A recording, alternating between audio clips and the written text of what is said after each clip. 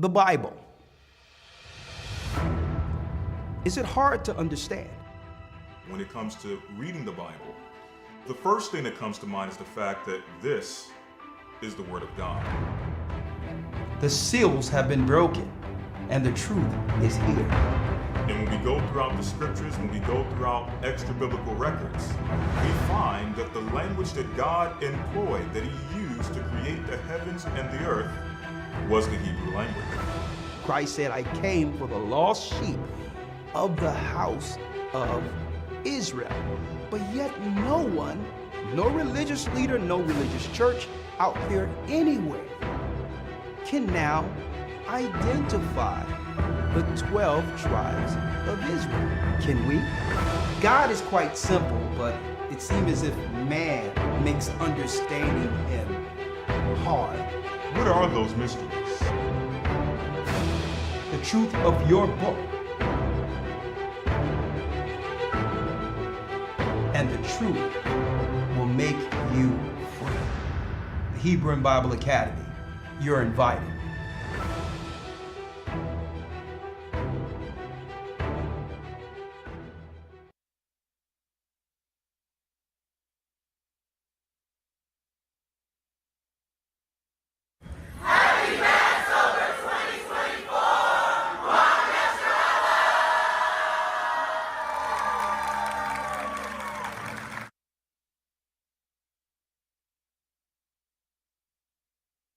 Shalom, shalom. Let's go. All praises be to the Almighty. Let's go. Let's do it.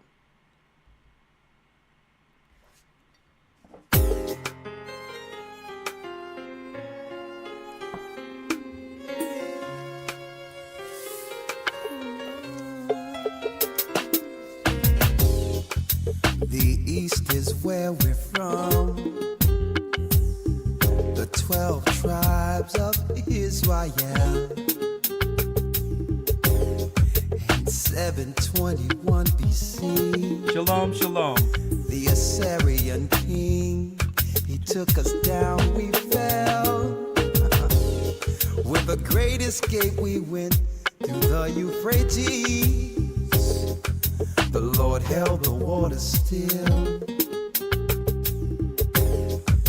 To a land where no mankind dwelt, we went. The 12 tribes of Israel. That's who we be, Manasseh, the Cubans, Ephraim from Puerto Rico, and Valley from the Isles of Hawaii. The Lord is calling back Israel. Zebulon from Panama, Cat, the North American Indians, Simeon, Come on in. Dominicans, the highest gathering in Israel. The Arabs and Africans told us. At gunpoint. That's right, brothers and sisters. I'm Elder Gocc, the Gathering of Christ Church, here with our weekly podcast broadcast in the midst of the Feast of Unleavened Bread. That's right. Boy, oh boy, what a Passover. Oh my goodness. All praises be to the Almighty. What a Passover in the midst of this chaotic, evil, satanic world. Israel is rising from the ashes. Huh? What a Passover. Oh, let me bring it down. Oh, come on. There you go. What a Passover. Hit the like button. We're going to talk. There's a recap for today. Shalom. Happy Feast of Unleavened Bread. We are in the week of the Feast of Unleavened Bread, which means no leaven until Saturday sundown. No leaven until Saturday sundown. So when it went down Friday, we did no unleavened bread, and it ends Saturday night. What a blessing. What a blessing was that Passover. I'm going to tell you, even the people in the service capacity of the Passover who was there, to help, and they did a great job in accommodating us. Of course, a few things fell short, and they're going to make sure they straighten those things out, right? But outside of that, it was a blessing. And many of those who was in the service capacity are even seeking to join the gathering of Christ Church. All praises be to the Most High. One brother there, he was responsible for the organization of it all, with the convention center. He looked at our people for about a few days from how we took that building. And don't forget, everything was done by the Gathering of Christ Church, whether it be decorations, tables, the lapels for security, everything outside of the food, right? It was the members of the Gathering of Christ Church who converged on North Carolina. And the brother said he never seen anything like it. And simply in this earth, since I've been here, as far as the gathering is concerned, I have never seen anything like it. Peaceful, loving, beautiful children of God, Israelites, as Gentiles alike. And the Spirit of the Almighty was there. I'll tell you. And we're going to talk about that today, all right? Also, I think someone mentioned that they're going to come on about and want to talk about why the Gathering of Christ Church have our Passover before everyone else. And I'm not going to debate it. I'm just going to edify. Okay? So if you want to come on a little later, brother, I said you can call the phone number. We can bring you in. And that's no problem. What I'll do is edify. There's no need to debate any of this anymore. It's easy to understand as far as why we celebrate Passover well before Jewish people, Israelites, and others. Okay? And it's easy to explain. All right? And man, what a great, blessed weekend. And on top of that, of course, I have to give out a few condolences because the Most High took a few people within the body this last week. And we're going to support and help the families who are going through the loss. Brother James, who was there during the audio and video production, you might have seen him operating from the Dallas, Texas body. And his brother John, who was also baptized the same day he was, passed that Thursday. So when James came in, his brother passed over, and he have my deepest sympathies, and we're going to do everything we can to give that brother a blessed homecoming. Okay. On the top of that, the brother name was John Crawford, and our condolences go to his wife, out to his wife and the Crawford family, and the church will do everything we can to make sure he have a blessed homecoming. And guess what? He's baptized in this church. We'll see him again. Okay. Also, there was another brother who was suffering from some ailments by the name of Shedrick Calloway. Him and Cola works in the administration with the Dallas body. Okay. And he was holding on. He'd been prayed over by the bishop, and he had degenerative heart trouble. Okay. Shedrick and Cola Calloway. Okay. And the brother had degenerative heart trouble, and he wanted to get to the Passover. He told his wife he's going to hold on, make it to the Passover. Hold on.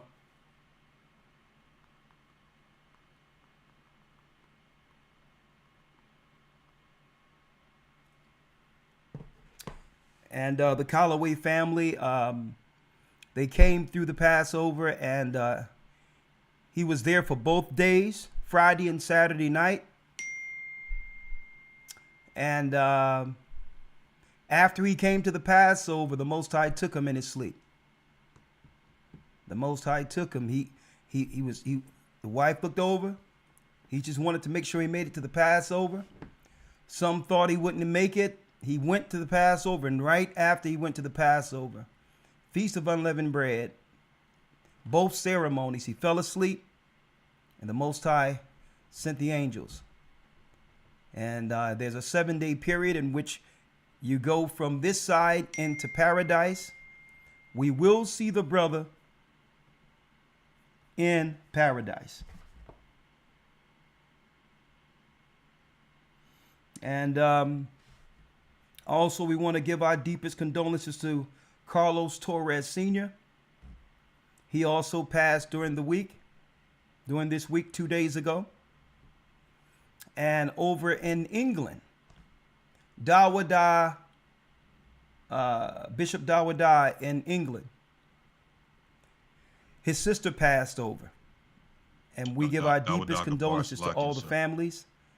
And hey, we know a lot of chaos is coming to the world. The war will soon ensue.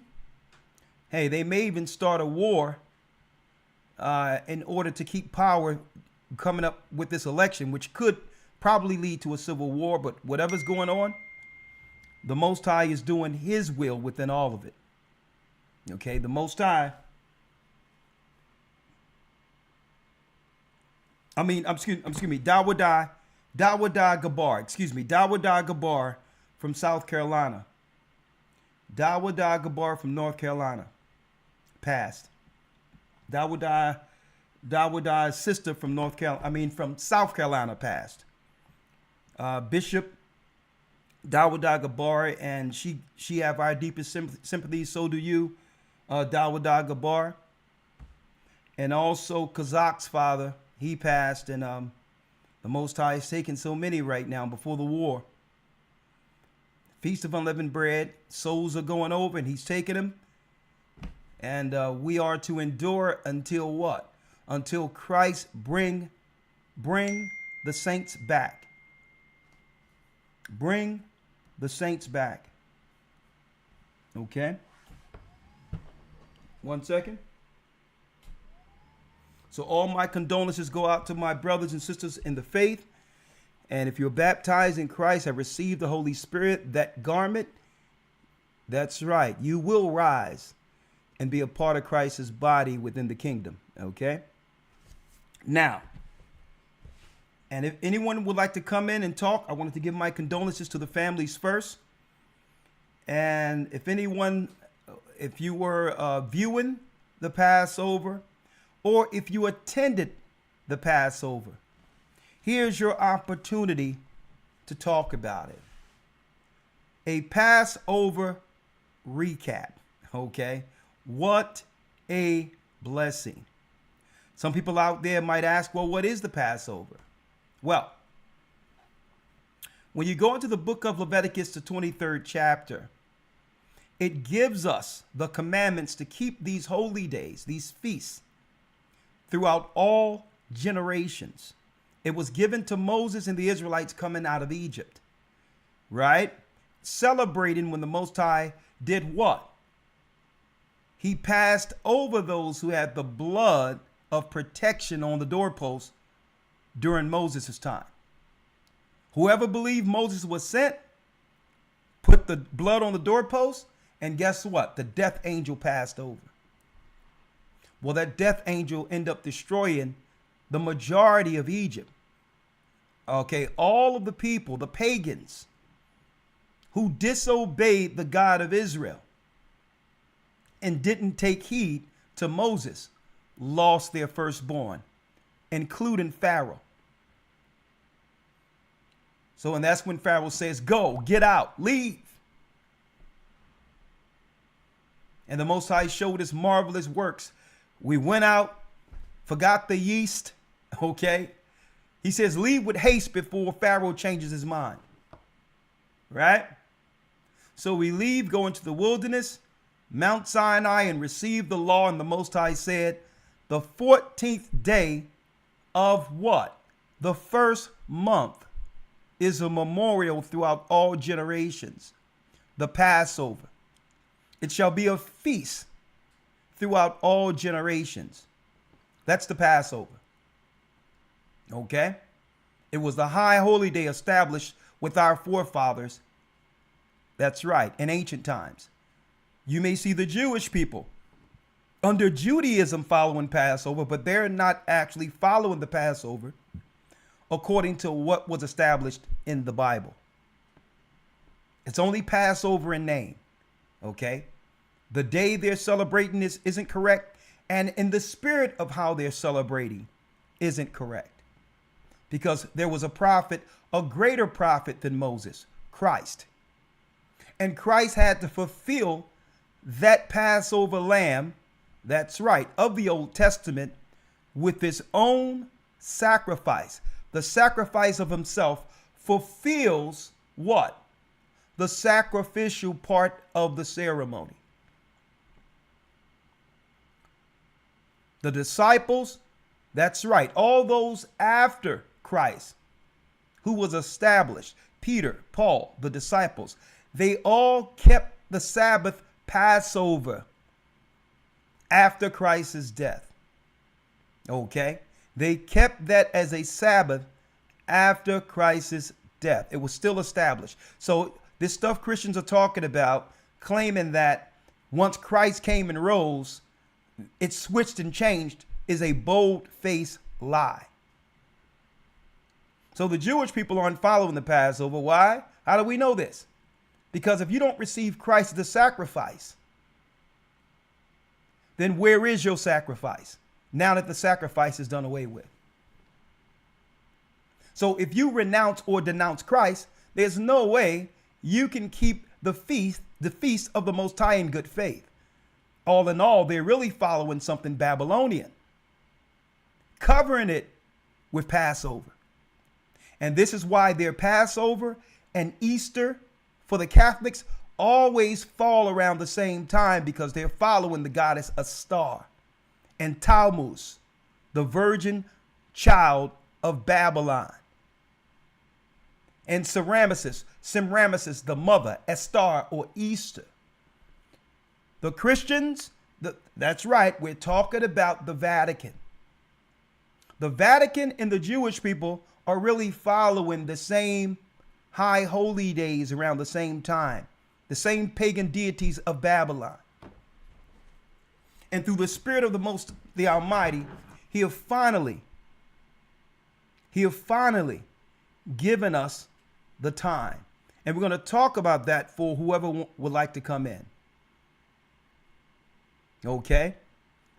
So if the Passover is 14 days from the what? From the last month, that means it's 2 Sabbaths from the end of winter. Okay? It's the second Sabbath once winter ends. 14 days. Right? So some people might ask, well, hold up. It's still not fully warm yet. Well, it shouldn't be fully warm if you're only 2 weeks from winter. And you're viewing that from the west.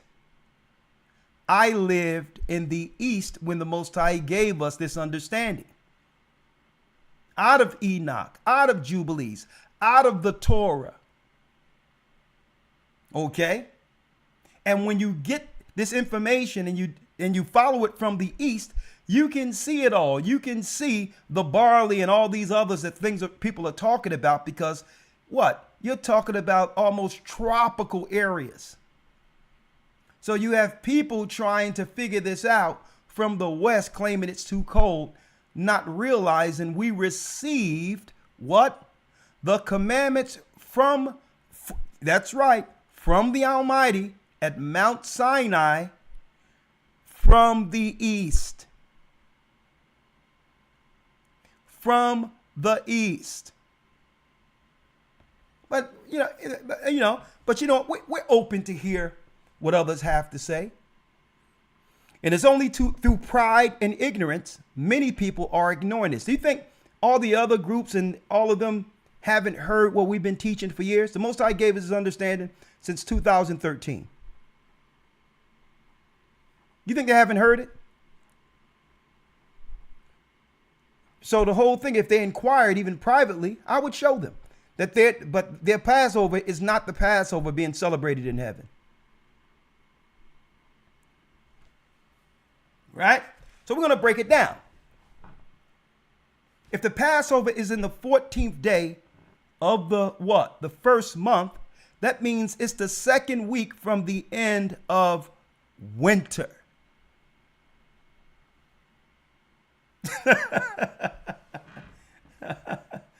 It's quite that simple. Winter is the 12th month.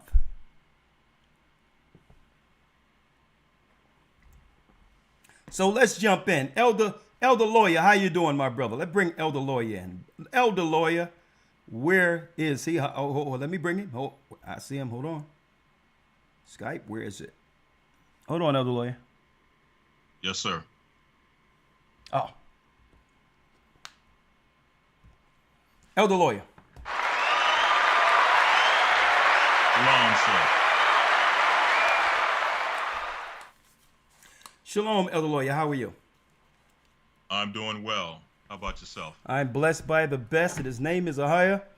If you can quantify a few things, just give me your humble opinion on this Passover. Right?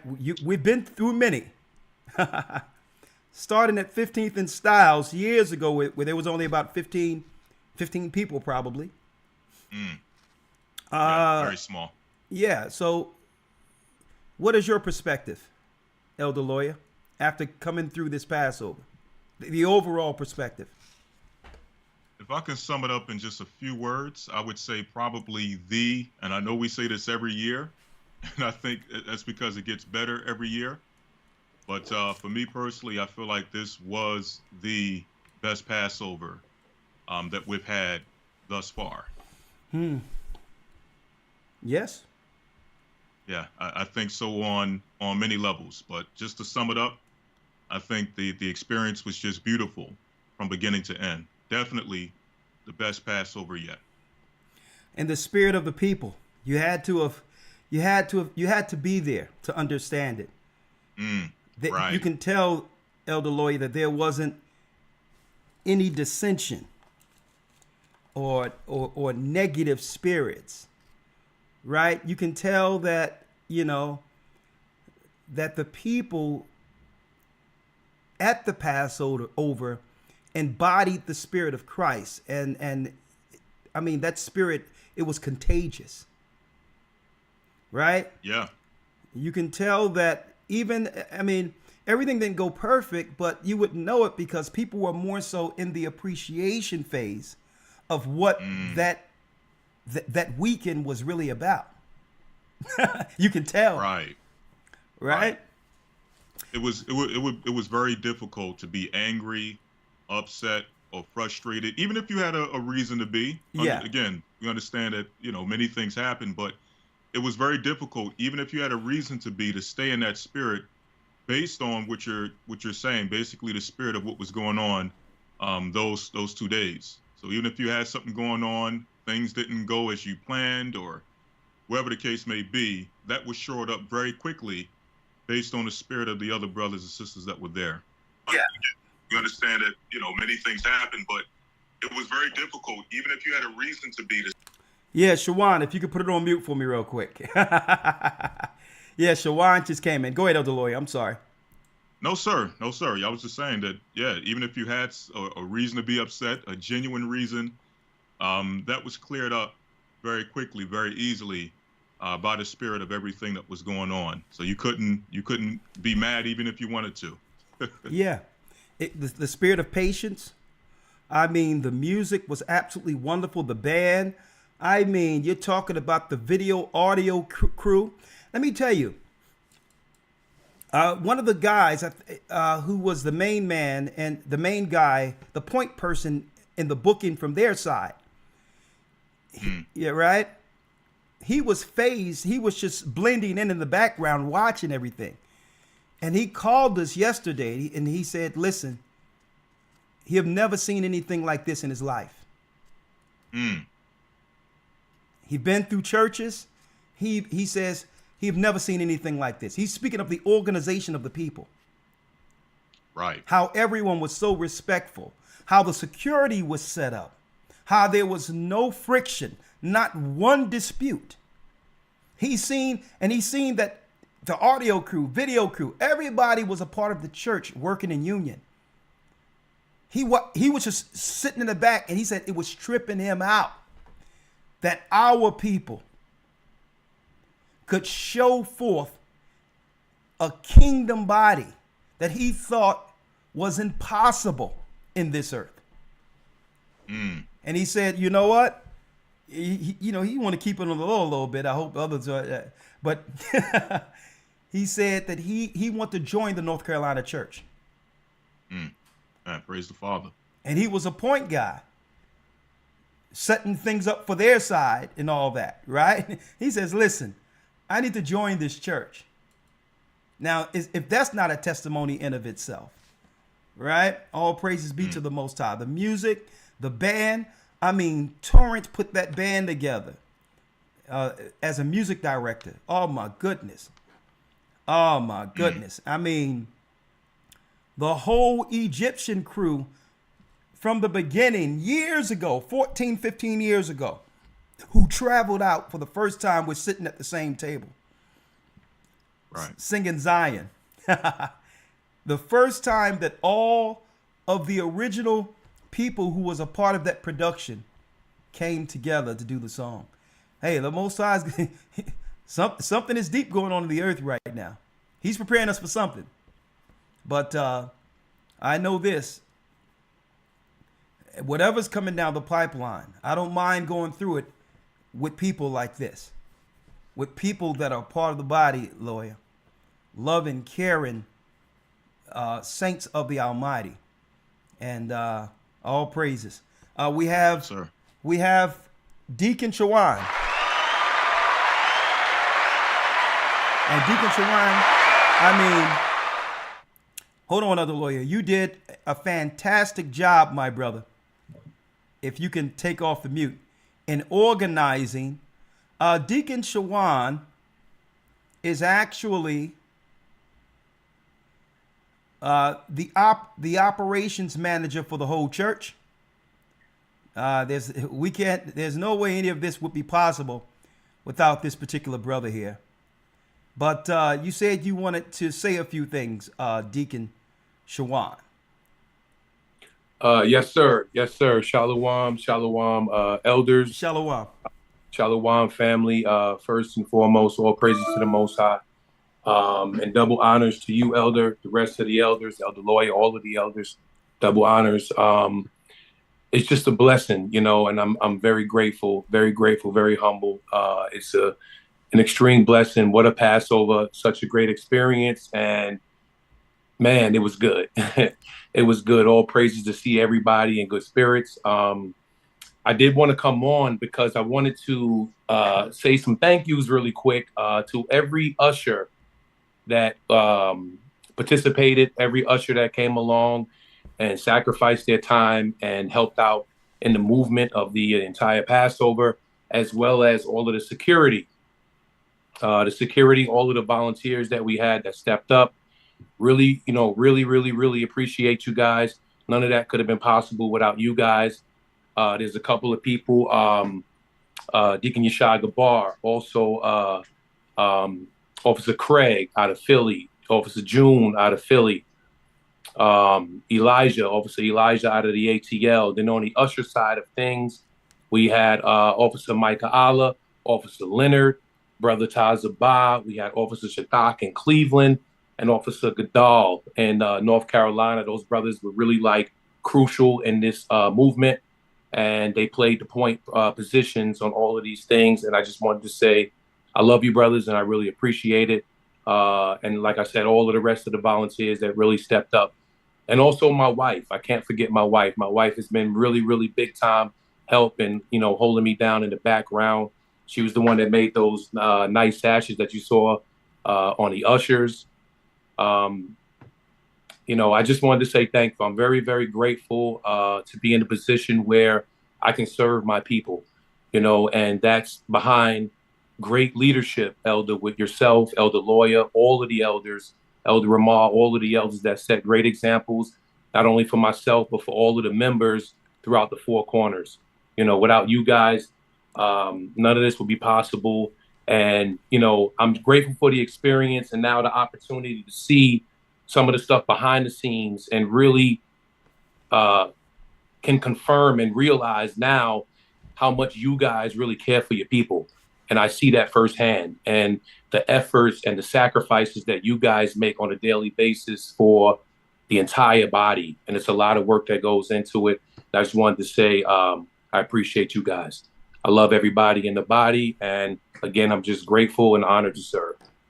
Yeah, because I'm glad, you know, all praises be to the Most High. You know, we're your servants. But, Yes, sir. but it's good that you were able, because Deacon Shawan was an integral part of the mechanisms over there in New York for a while. And I seen how organized he was, and I said, you know what? We need an operation.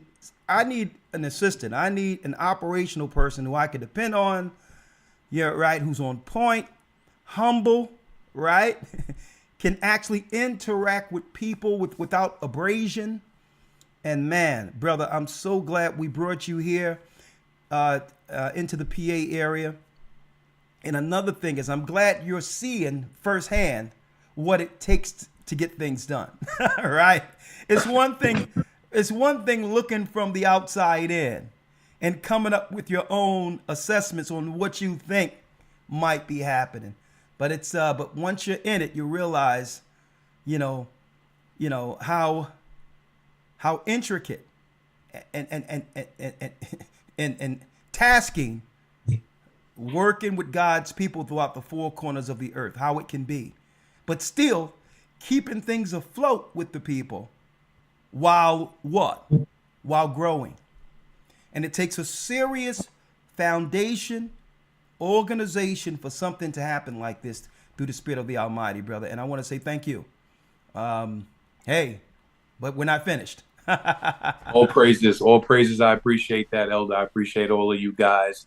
And like I said, just honored to serve. Okay. Wow. Well, thank you, brother. I'm going on with the broadcast. You can let yourself out, but if you want to pop back in, because the Zoom is going to be there, and you can just let yourself in at any time, okay? Khan. Yes, sir. Shalom.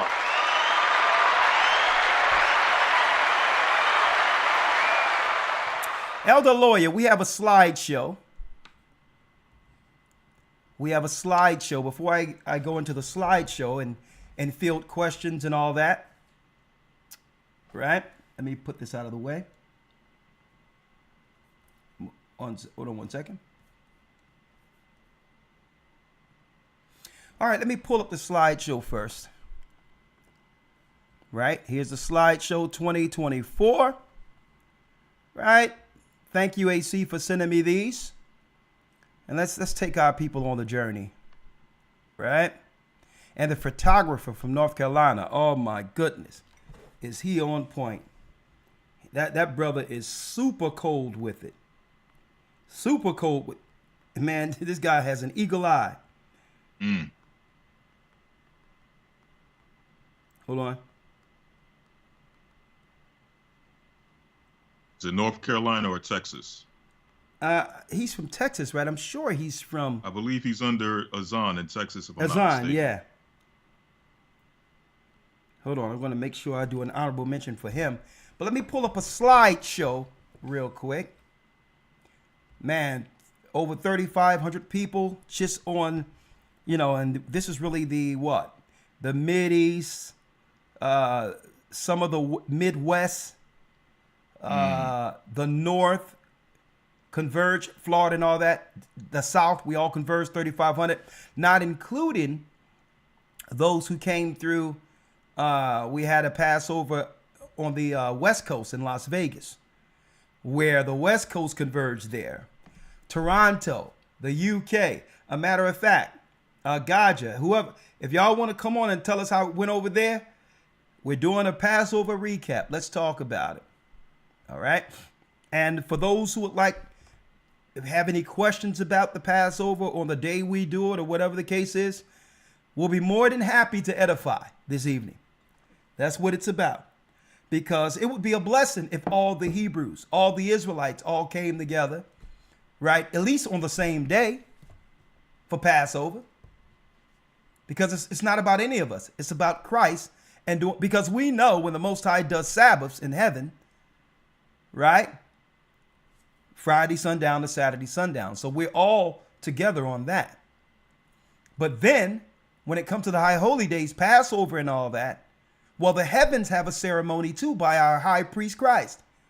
And we must make sure it shall be done on earth as it is in heaven. While they are functioning on those holy days, we're supposed to be as a sign to him in the earth as his people, dealing with those days at the very same time the Most High in Christ is performing the ceremony in heaven. Okay? So hopefully we'll all come on this accord. And even when it comes to other groups or whatever, if they want to talk with me or whatever, I'll privately, we don't have to tell anyone. I'll privately go through everything with them. Okay? You cannot follow the Passover and holy days according to how the Jewish people set it up, with the moon only. It's wrong. Let's go through this slideshow real quick. Let's see what we have here. Hit play. Let's go.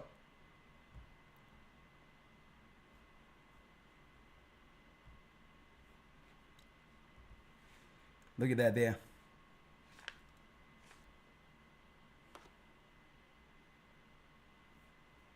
You put a little music behind it, huh? Just a little ambiance, a little atmosphere behind it. Right, let's go. Look at this. That was the vending day before Passover.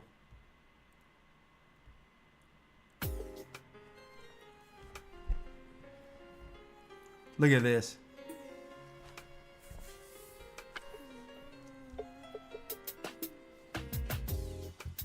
The East is where we're from. The 12 tribes of Israel. Look at this.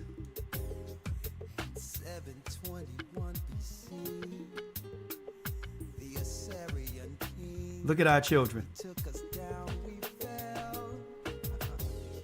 With the great escape. Hold up. Let me pause this. The Euphrates. Hold up. Let me go back. The Lord held the waters still. Let me go back. To a land where no mankind dwelt. Elder Lawyer.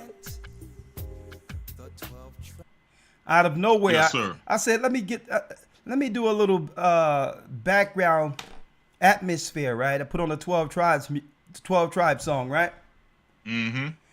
And here's a woman here who made a shawl for us, right? For me, right? And it has fringes on the bottom, right? Right. She crocheted this with her own hands. Now, check out how deep this is, Elder. She called this shawl with fringes Jacob's ladder.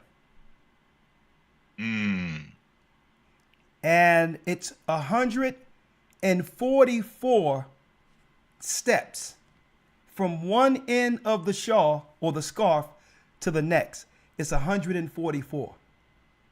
Wow. So she called the shawl Jacob's ladder, right? And when you go up, on one side, it's lighter yellows for the 10 tribes. And on this side, it's for the southern kingdom.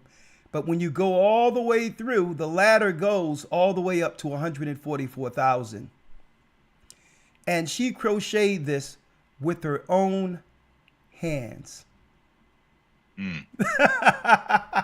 Praise. It's a labor of love. That's a labor of love. Sister, we really appreciate your gifts.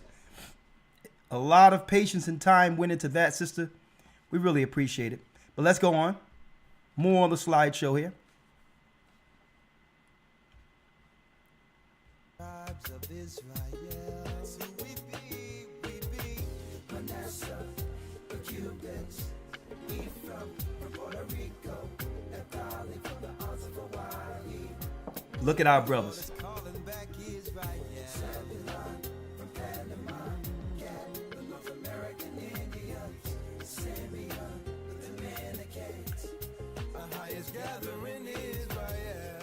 Look at this. They had vending, singing. Together our wives and children that sold us. In the belly of these great ships we traveled. Look at this. That's Sister Emily.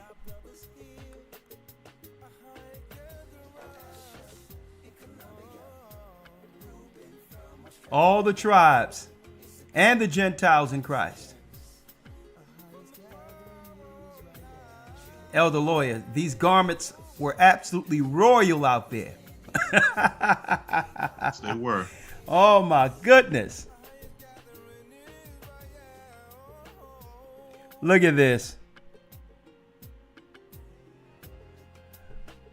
He says, I'm going to do the work, that young boy, that young man. Mm.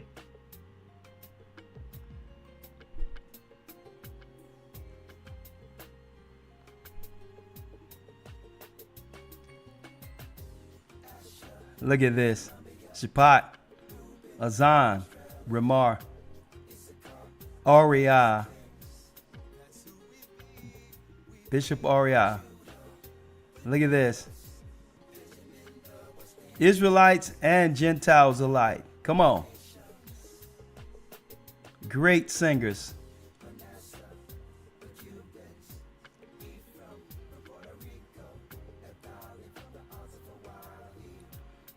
The Lord is calling back Israel.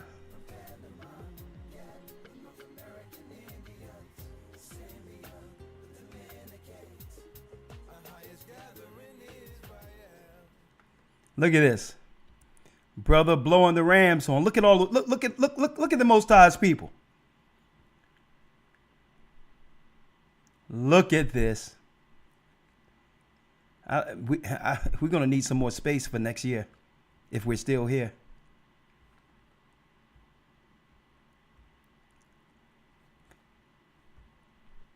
Our sisters were looking like princesses, queens out there. Lord. Look at this. Daughters of Zion.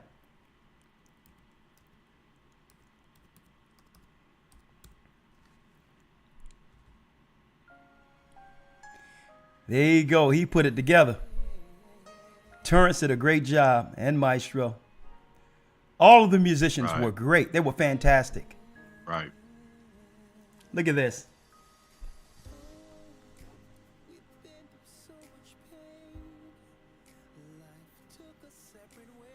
And we've been through so much, man, you know. Look at Bishop Al, Elder Al, excuse me. You know, the Philadelphia congregation, they've been through so much. Right. And they persevered, though.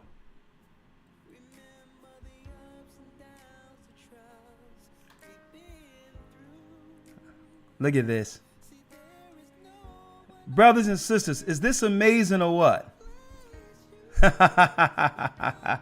Hit the like button. Come on. No grudge, yeah. Look at the mighty men.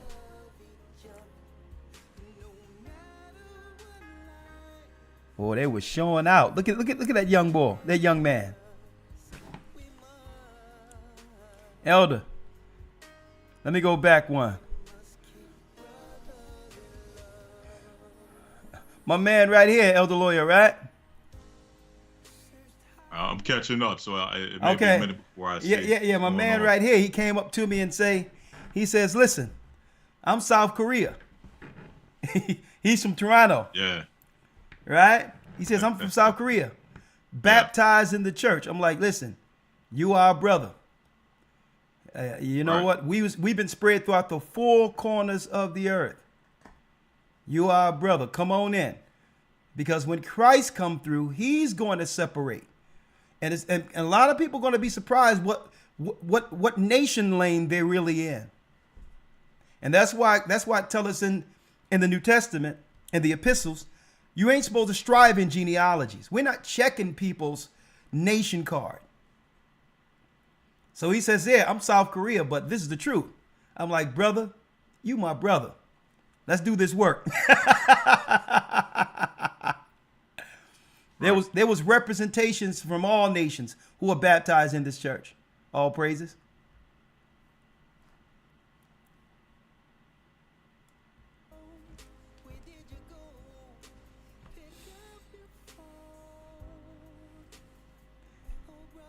Oh, they was hurting it. Man, they be coming up with some serious garments, I'll tell you that. I apologize. Ooh.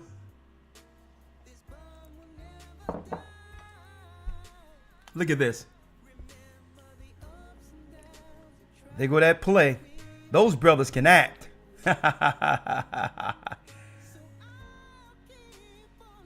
Yeah, brother Charles from the Philadelphia body did a wonderful job. I believe he was playing Paul. He was playing Paul. Oh, he tore it up, didn't he? Hell of a job. Yes, sir. Yes, sir. Other brothers and sisters as well did a wonderful job. Look at this. This is family. This is how the Most High, this is what he intended for our people. I tell you, we rose from the ashes. Am I wrong? I got Azel right there. Look at the hat. Oh my goodness.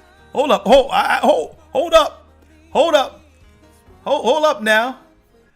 I didn't know he caught this one. They got the hat suspended in air. Oh my goodness. Hey folks, I'm seeing these for the first time. I'm seeing these for the first time. That takes me back to my stepping days right there, y'all. I'll tell you. Let's go. Whoa! Look at the people. Let's go. You talking about some righteous fun.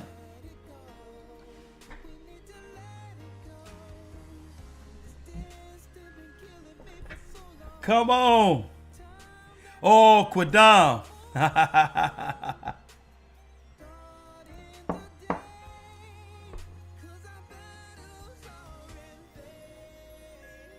Look at that. Praise the Most High.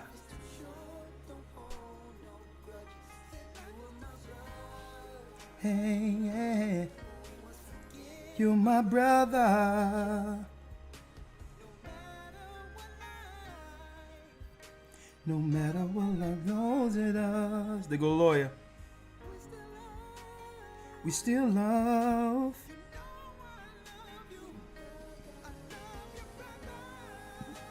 Life is too short. You were my blood, yeah.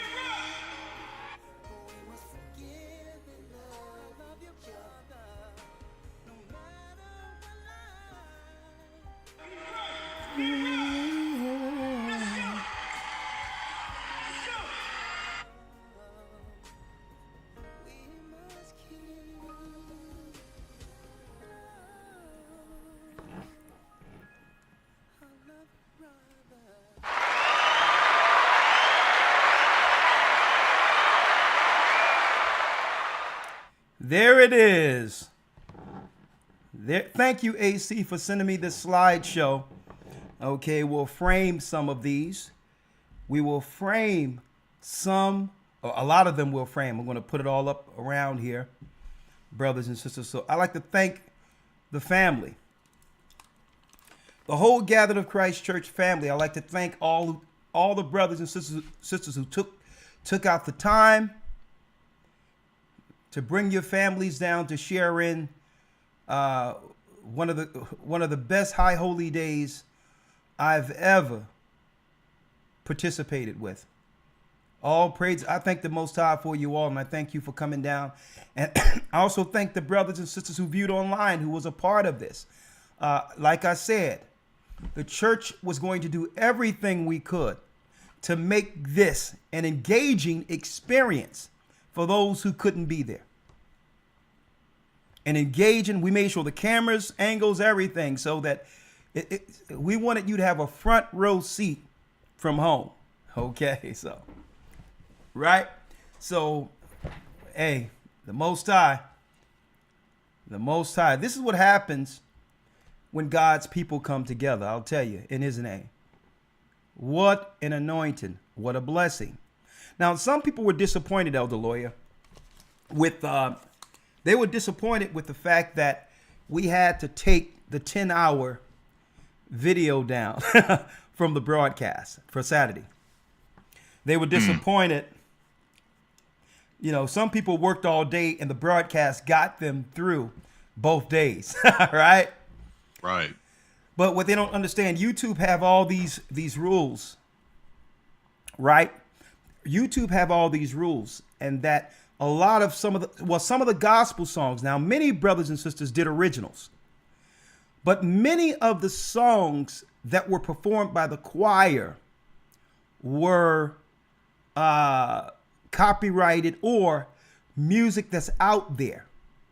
Right. Right. The gospel genre. And if you do something from one of those artists, right, what happens is that the royalty, I think it's BMI, they cuts in, and what happens is there's a copyright strike, and through that they'll mute the song. So it's like the choir is standing there, you're viewing it, but yet they'll mute the song where it'll just mess up the viewing, right?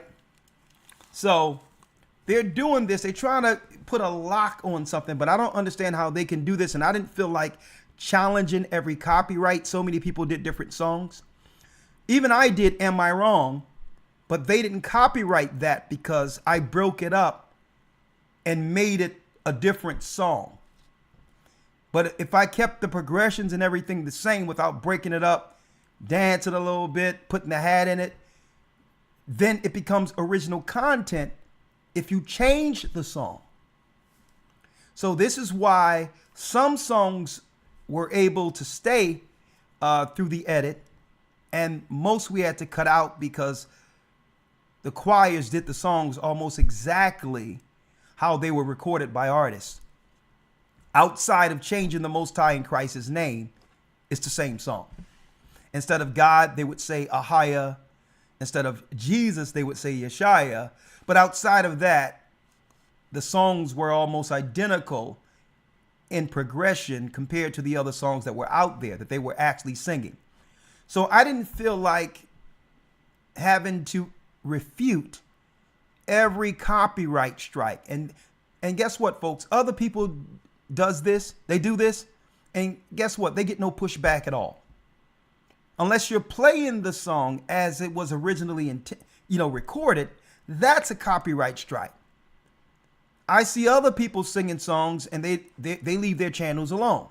But folks, they won't let A Gathering 144 channel get away with anything.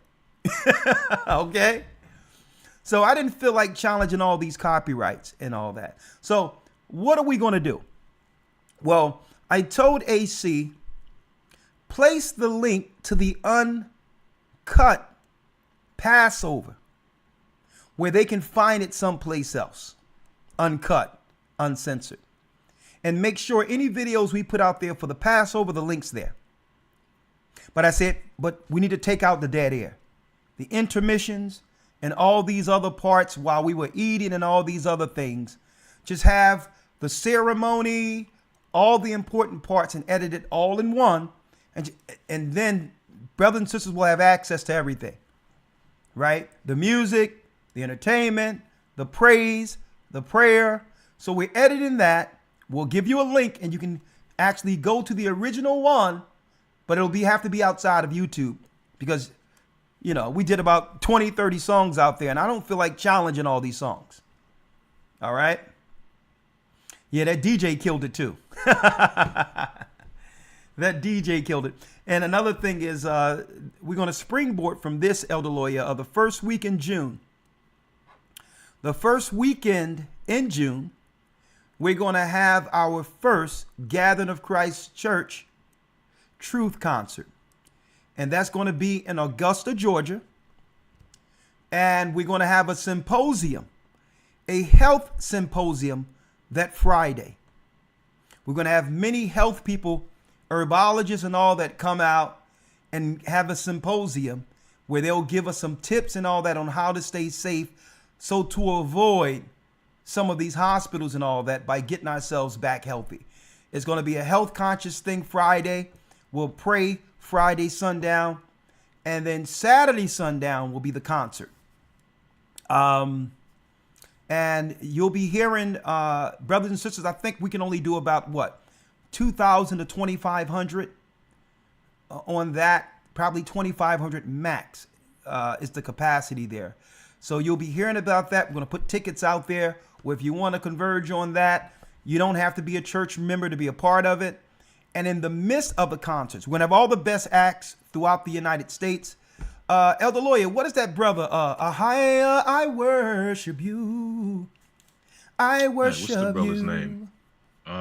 Even in the midst of the storm. When I don't see no way out. What's his name? Y'all know. Somebody will put it in the chat. It's at the tip of my tongue. Somebody will put it in the chat. Put his name in the chat. The brother from Jamaica. Ahia, I worship you. Ahia, I worship you. I worship you. What's it? Come on, put his name out there. Ra'ash Yasha Allah. Ra'ash Yasha Allah. That's him. We're seeking to Ra'ash Yasha Allah. We're seeking to fly him in for the concert this June. Of course, we're going to have our man Steve Diamond come through. And, you know, we're going to have Rapaya Allah, myself, many singers who's going to come out and just praise and worship the Most High. And in the midst of all the music, we're going to drop real time prophetically what's going on in the earth. Because why? Not just church members will be there. So we're going to take 30 minutes of what? Prophecy dropping. So we're going to have the concert. In between 30 minutes of prophecy dropping and how to get ourselves on one accord before this election. Before this election. Because I believe what they're doing, letting all these people in and all this, folks, I'm going to tell you, all these people aren't migrants, okay? And Elder Lawyer, real quick, I'm going to talk about that this coming Saturday.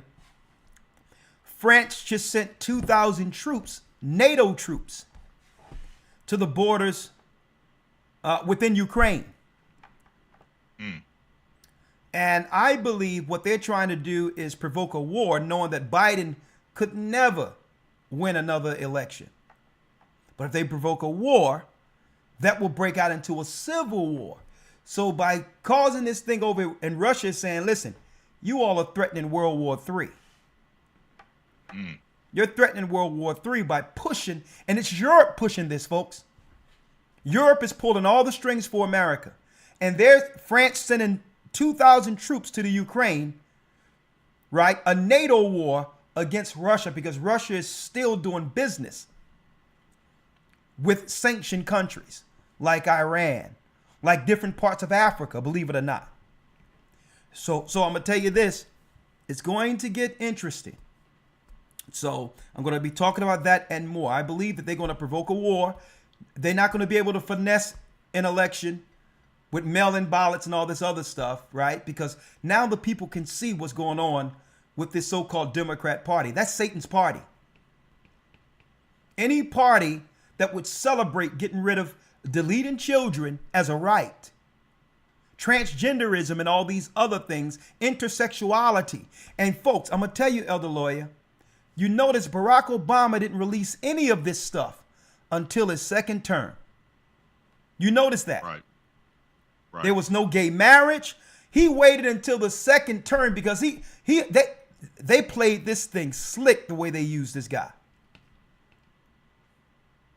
They gave people just enough hope with the first term, and then he said, "Listen, I need another term to finish what I started." And our people were saying, "Whoa, finally, he's definitely going to do something for us," right? You had the Senate, you had the House, you had Congress. All three were Democrat ran. We had the Senate, we had the presidency, and we had Congress. I'm talking about the Democrats.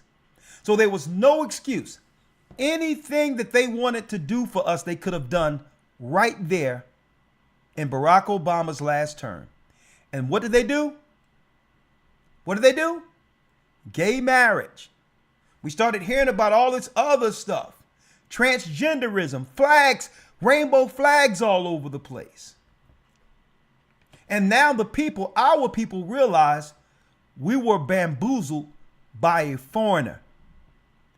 A foreign entity came in, cloaked,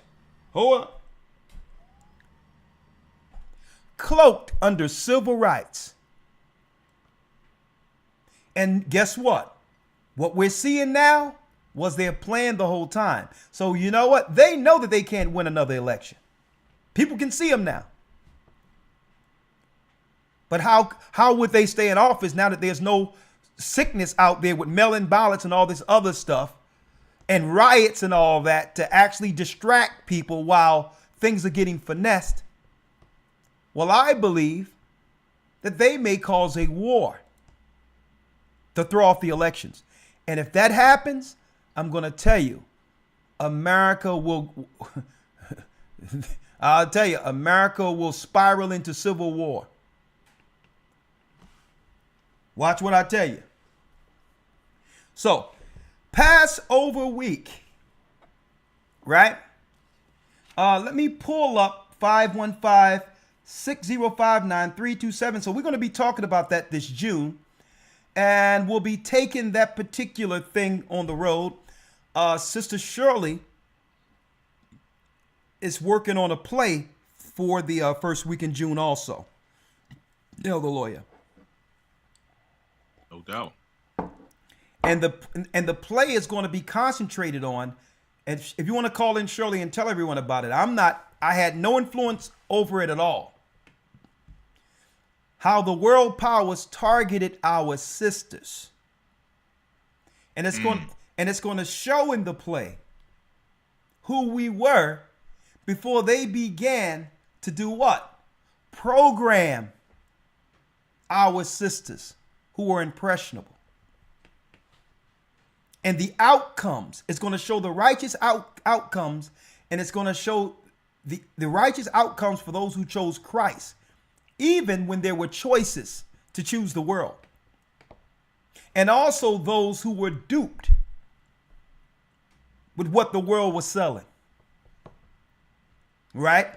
She says she's putting this production together, and it's going to be aimed towards our sisters, because this is what they do. See, if you're trying to destroy a nation, you only have to tilt one side. You only have to tilt one side. See, when it came to listen, we went through it, Elder Lawyer. We went through it during the era of the 80s, 90s, 2000s, when it was gang war, crack. And our people started selling drugs on the corners to our own people. Went off as men who were entrusted to protect the community. Right? And then guess what? Once we started realizing what was going on, then less of that. And then they started pressing on the women when it comes to freedom, free love, sexuality, and all these other things. They say, let's press on the women now. Femininity and all of this, knowing that it affects the poor. Anything negative affects the poor more so than any other people.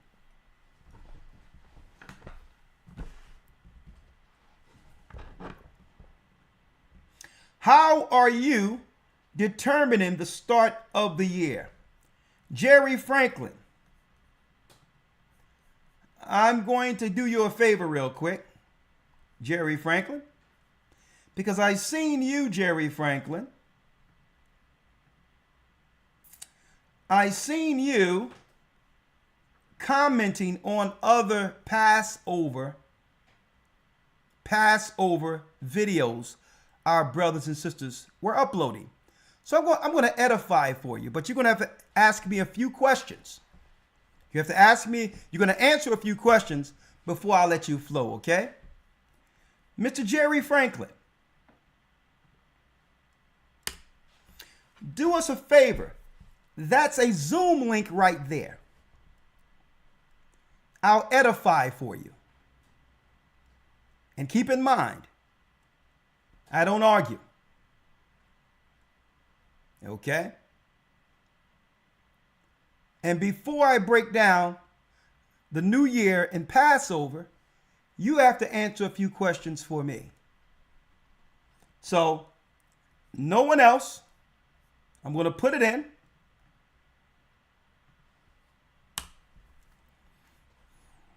Mr. Jeremy Franklin, Zoom is up. Elder Lloyd, you got your Bible out? Yes, sir. Grab your sword. Okay, I got my Bible ready. Because Mr. Jeremy Franklin sought to come into some of our uploads and said that we shouldn't be celebrating Passover right now. All right? So, here it is. Mr. Jeremy Franklin, how are you? Right? How are you? Great. How you doing, sir? I'm doing good. Okay. Now, real quick, bless you, brother. Let me pour you in. Okay. All right. Let's talk before I pour you in. Okay. All right. How old are you, Mr. Franklin? 63. How old are you? Brother, the next time, sir, you ask me a question after I ask you a question, that will end this dialogue. So listen, I'm going to say it once, but then if we go again, sir, I bid you a good night. So you understand how this is going to go?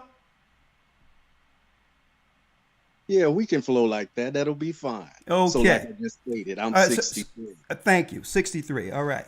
Thank you. 1 second. And understand, I don't know you. That's number one. Number two, I never seen you. I don't go to your videos. And I've never interacted with you. You are here where we are. Okay? So, since you're here, we dictate how it goes. Okay? So I'm going to ask you a few questions, sir. All right? Who did you learn under? What church or Israelite group? I've listened to several groups. I've listened to, whether you want to call them camps like IUIC. I've listened to, if you want to call them congregational, Israel of Jesus out of Chicago, and I've done studying on my own. Okay. So you listened to many different groups, camps, including our church, and you studied on your own. So you're not affiliated with any congregation, correct? No. Okay.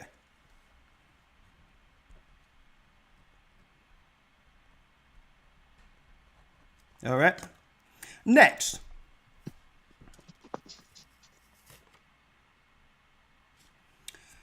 When did you receive the understanding of the time according to the book of Enoch? What year was that? As a matter of fact, I was looking at Enoch probably a couple of years ago.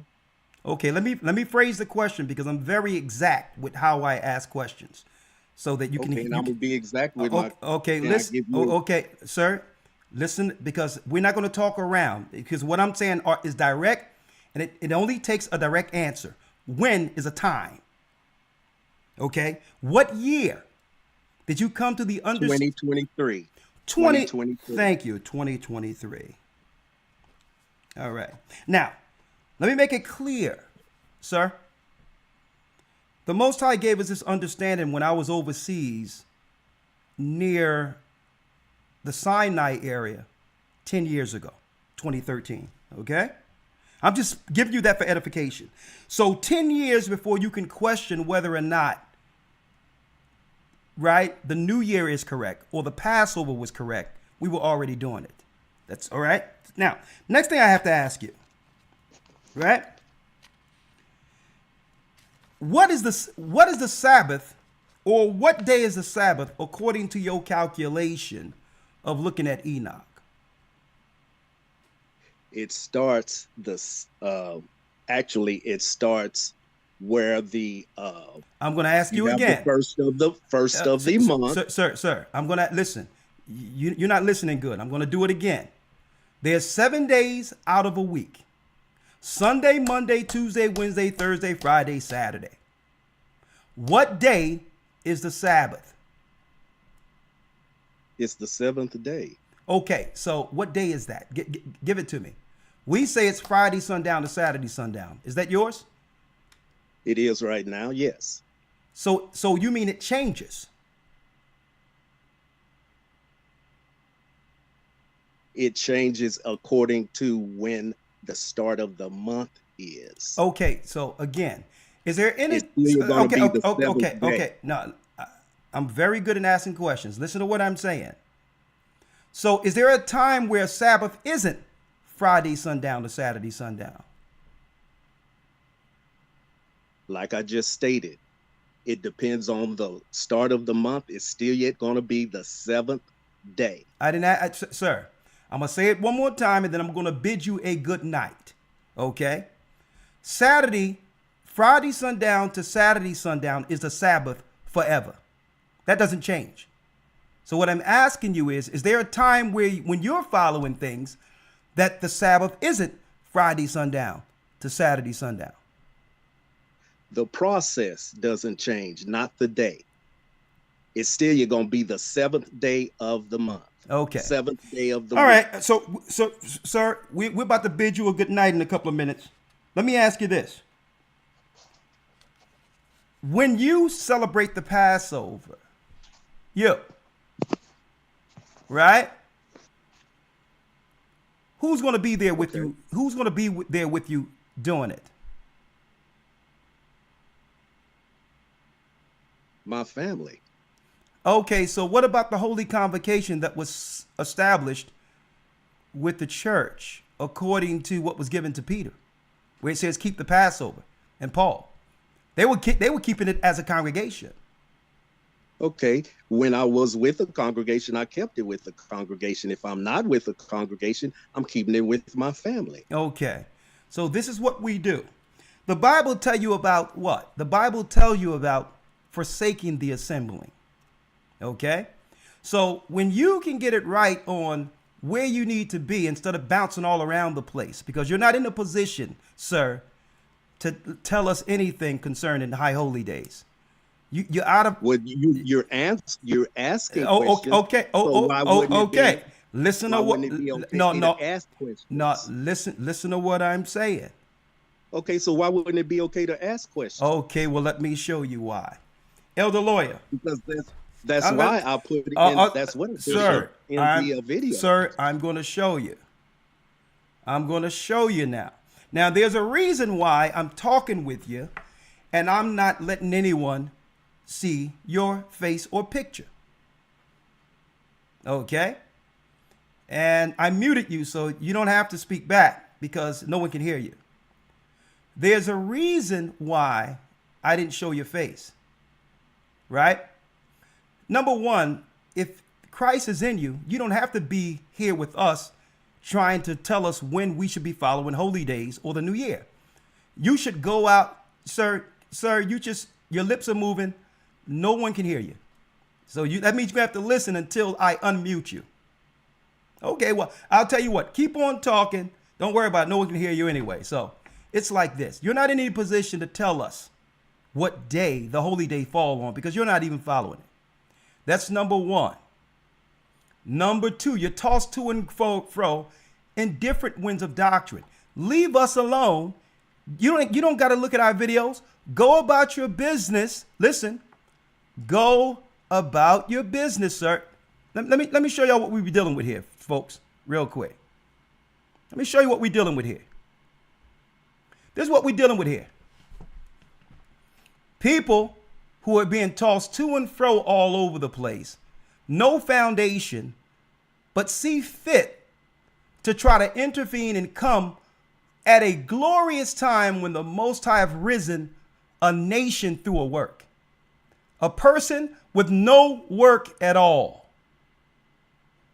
who's here to put the cherry on the top concerning what we're doing wrong when he's doing nothing. Okay? Now, you can hold tight. You can learn something real quick. Elder Lawyer, the brother said that he done bounced around to all different types of teachings and wonder why he's so confused. And I pray for the brother. Hopefully he'll find a place. And the only thing I can say is, brother, go and do the work on the holy day the Most High have established for you. And if the Most High found favor in it, he'll bless your work. You don't have to follow what we're doing. Go ahead about your business. You don't have to comment. You don't have to. And folks, I'm going to tell you. And this, I'm going to tell y'all what's going on here, folks. And this is how you can tell. The elder class has failed us. They have failed us. They've done nothing against the Vatican. They have done nothing doing civil rights. Nothing. They wait till the Bible says, through the mouth of babes, he will speak to his people. And he used young men to bring this truth and bring a nation together. Right? He used young men to do it. And on a glorious week like this, he can't even celebrate and thank the Most High for what most of the world thought was impossible. As an elder man, he was supposed to watch us and say, you know what, young man, job well done, because we didn't do it. We couldn't do it. How can I get behind you and help with the work? No, he want to come in 2023 with a clock that don't work. And this is why the Bible, and folks, I gave him the opportunity. Okay? But I wanted you all to see, because I'm not going to have him come on this platform to teach anything. Because this is how guys like that get listened to. He can do nothing on his own. I've met many guys like that, where they think they have the all to end all with no work. Elder Lawyer, chapter and verse.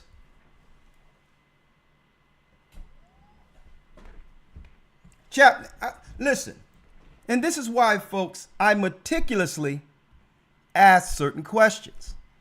Why? Because he would have to tell us what qualifies him to say that we're not doing it on the right day. He's not a teacher. He's tossed it to and fro through all these different groups. He found out about Enoch and trying to calculate the time, 2023. And what he don't want to tell you, strategically he didn't say it. What he didn't want to tell you, brothers and sisters, is that his Sabbaths bounce around. That is not just Friday. It could be another day of the week, depending on how he calculated. Try to keep a Sabbath with this guy when he'll tell you, well, this month The Sabbath is Wednesday. Well, this month, the Sabbath is Thursday. And that's the madness that's out there. And you see, I ask questions to what qualifies him. Right? He's an older man, no foundation, no one listens to him, but yet he want to come to become the verifier. Why?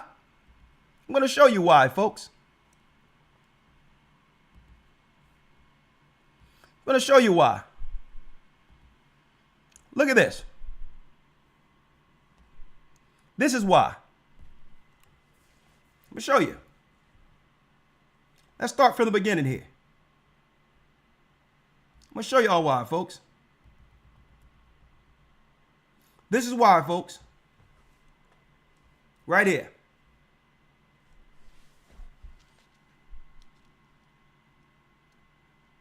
Instead of appreciating the work of the Most High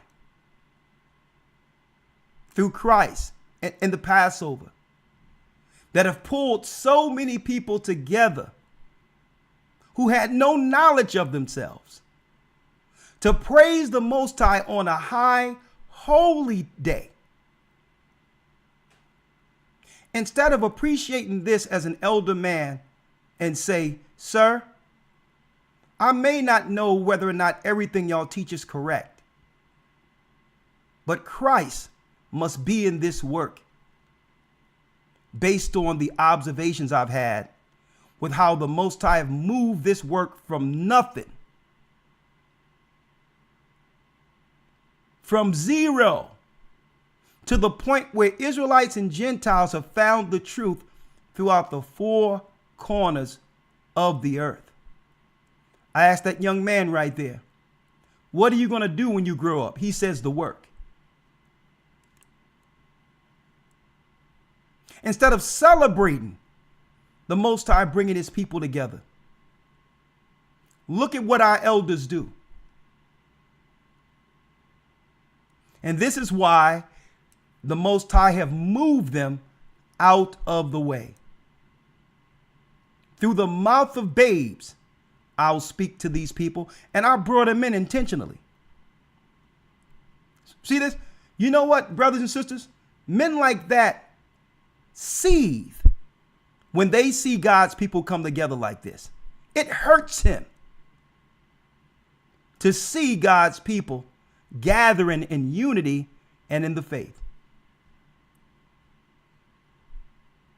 All of this great work the Most High have done throughout the four corners of the earth. And the only thing he could come up with is, you might have the new year wrong. He's dead wrong. He needs a teacher, and is too proud to humble himself and learn again. Elder Lawyer,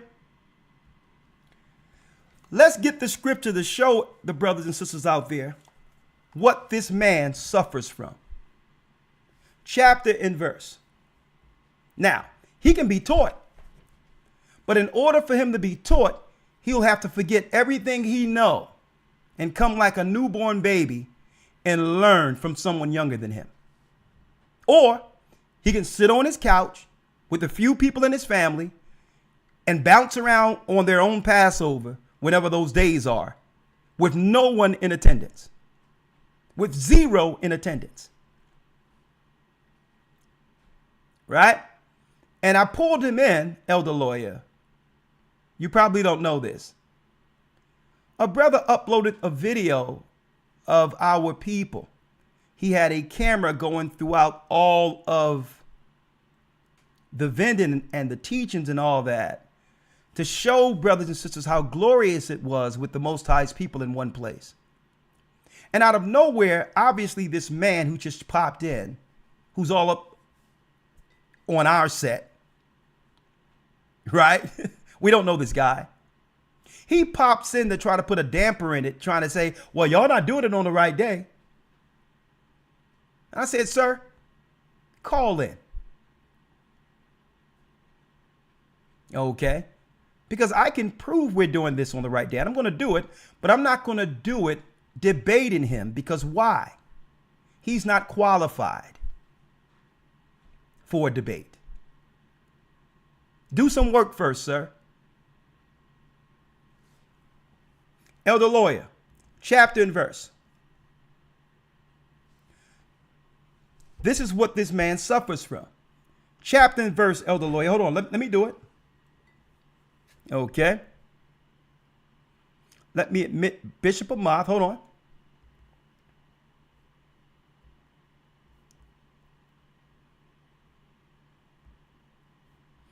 Okay.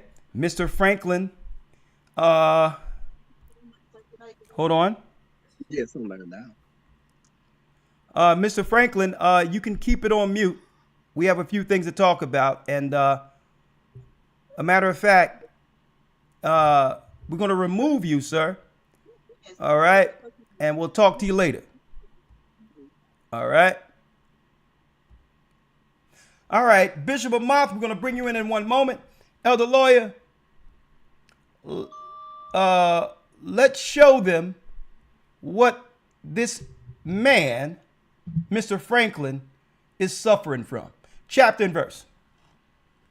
Yes, sir. Hebrews 10:25. Hebrews 10. And then I'm going to edify for all of you, including Mr. Franklin as a student. Okay? If he would like to become one. Hebrews 10, let's read it, and 25. Yes, sir. Let's read this first. Yes, sir. Come on.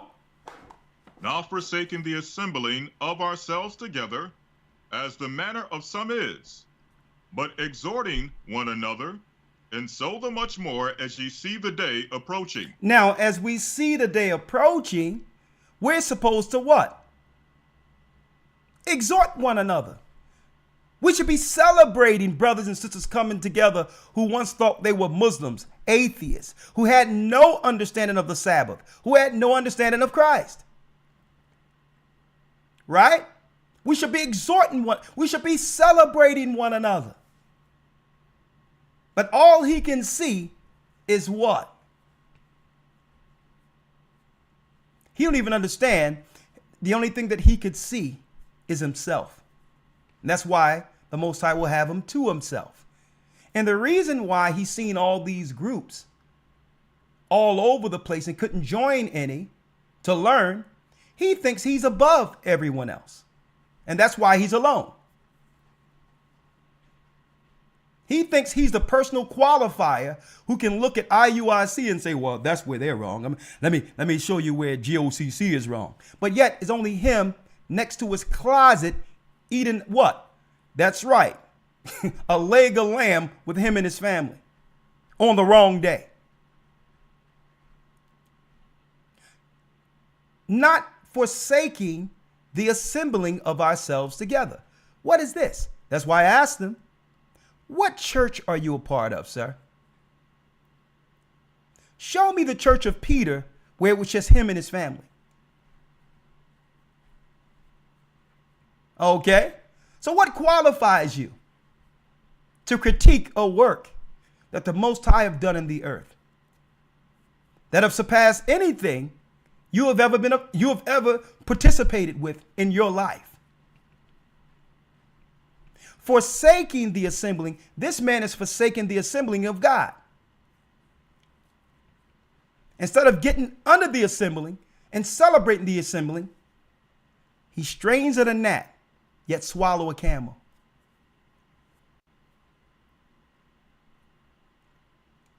As the manner of some is, that means, folks, you're going to have some people on the outside observing, forsaking the assembling. He know the assembling is happening because he follow our church and try to comment every time we teach. We don't know this man. See? You got to watch people like this. And I called him out. You know why I called him out? These are the elders who have always forsook Israel. They do nothing and only tend to critique once the work is almost finished.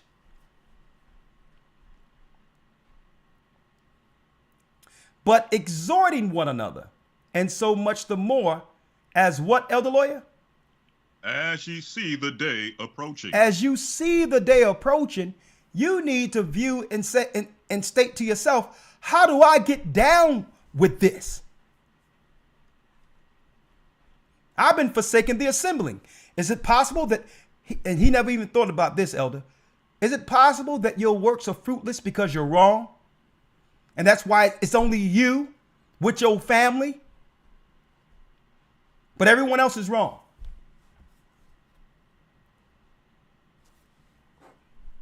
And that's a sin. 26, read it.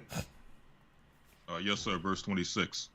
For if we willfully sin, If we sin willfully, after that we have received the knowledge of the truth, there remaineth no more sacrifice for sins. now what sin is it talking about, brothers and sisters, when it states sin willfully? Forsaking the assembly.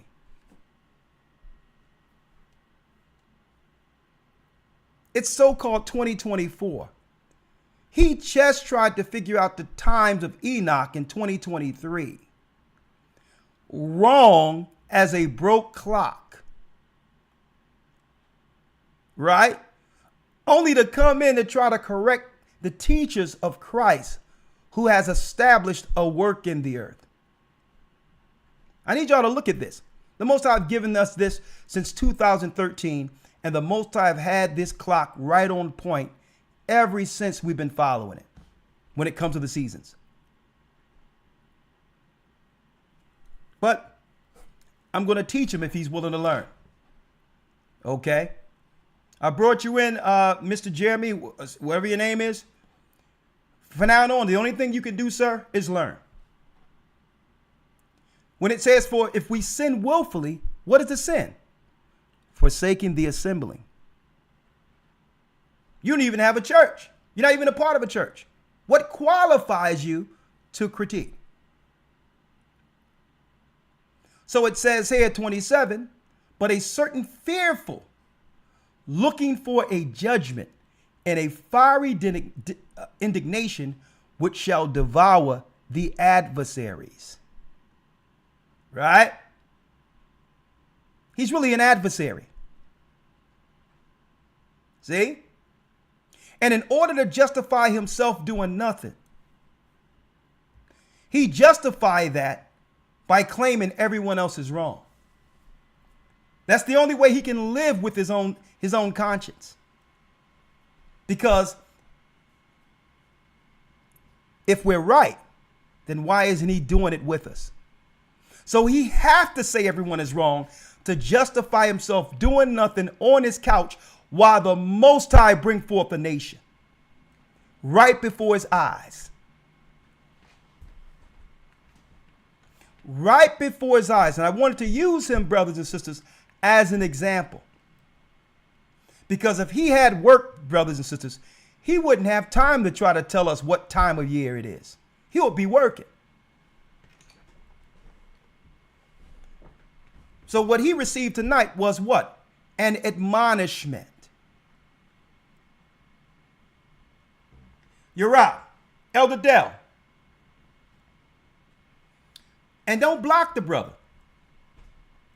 Don't block him. Don't kick him out. Let him continue to watch while we continue to teach. Brother, sit there on your couch like you've been doing and watch the power of God through this church. Okay? Elder Lawyer. Yes, sir. If you will, let's go back now and I'm going to show you what the brother is suffering from. The brother is suffering from being tossed all over the place. One of the cardinal mistakes people make is to go online and to begin to go into all these different doctrines of groups and think that you have the know-how and the knowledge to decipher from each group what's right. That's a cardinal mistake. That's a cardinal mistake, because what? You don't have the foundation to look through groups to know what's right. And what happens is you get tossed all over the place and angry. See? And this is why the Most High didn't, what? Through Christ, establish his doctrine through Pharisee, through scribe, through Essenes, or through any other group that were operating during that time. Christ established the work separate from all these groups and made a church with Peter as its foundation. And in order to get down, you had to leave Pharisee and be baptized. You had to leave Sadducee and be baptized to be a part of Christ's body. And folks, let me tell you, I don't even have to ask him, is he baptized? Because the answer to that is no too. Who baptized him? His wife? So this is what men like that suffer from. Elder Lawyer, let's get it real quick. Yes, sir. Ephesians 4:14. Let's get it. Ephesians 4:14, because I'm going to show this, that man and others that's on the sideline what they suffer from. Right? Let's read it. That we, Ephesians 4:14. That we henceforth be no more children, tossed to and fro, and carried about with every wind of doctrine. that you be not tossed to and fro and carried about with every wind of doctrine. So that's a cardinal sin. Online, linking into every group, believing that you can actually establish a foundation in Christ. Folks, that's impossible. I would have respected the man more if he told me, listen, I'm strictly under Israeli Church of UPK or School of UPK. I'm strictly under IUIC. You know why? Because that would tell us here that he could commit to something. Humble himself under something to learn. See? Humble himself under something to learn. But he's all over the place. That we henceforth be no more children, tossed to and fro, carried about with every wind of doctrine. Go on. By the sleight of men. By the what? By the sleight of men. By the sleight of men, because you think his problem is the fact that we're not following the new year on time. You think that's really his issue? I didn't want to waste my time with a long list of things he disagreed with, not knowing any of us. Carried about with every wind of doctrine. Oh yeah, I got a little bit of UPK sprinkled on me. I got a little bit of, I've been watching y'all GOCC. I got a little House of Israel over there. I got a little UPK with me. That's against the Bible. By the sleight of men and what? And cunning craftiness. See, cunning craftiness. Because they'll come in as if they only have one issue. But really, they're trying to siphon off some people to follow them. But you're not qualified to do it. Because in order to be qualified, you must humble yourself and find a teacher. And that's even if you're in your 60s. See? And cunning craftiness, read. Whereby they lie in wait to deceive. And this is why I wasn't going to give him any shine on this particular page. If you went to his page, he probably got his YouTube up for years with only probably about 1.5 view per video. So I wasn't going to allow him to use our teachings, the most I've done through this church, blood, sweat, and tears, to deceive the simple. See? Because that's what he want to do. He want to come in and throw in some confusion like he's confused. And I wanted to use him during the Feast of Unleavened Bread, brothers and sisters, as an example. That's why I pulled him in. And that's why I had the questions already, to show you how an unstable man seeks authority. Unstable as water. But yet he's going to come to us not realizing the earth wasn't talking about the 52 Sabbaths. Hold up. The earth wasn't talking about Enoch, the 52 Sabbaths, when the year come in equal parts day and night, until the gathering of Christ's church. That's right. In our current time, in our modern time, until the gathering of Christ's church presented it to the world in our modern times. No one now it wasn't even spoken about. Everyone was following the Sabbath, how the Jewish people are doing it, strictly using the moon. But guess what, Elder Lawyer? Check this out, Elder Lawyer. And this is why our people can't advance, Elder Lawyer. And I wanted to use this elder man as an example. The Jewish people deceived the Hebrews who began to follow Passovers according to their calendar. And you don't see none of these guys who have learned the times through us debating or trying to shoot down the Jewish Passover. They're coming to us who the Most High used to reveal it.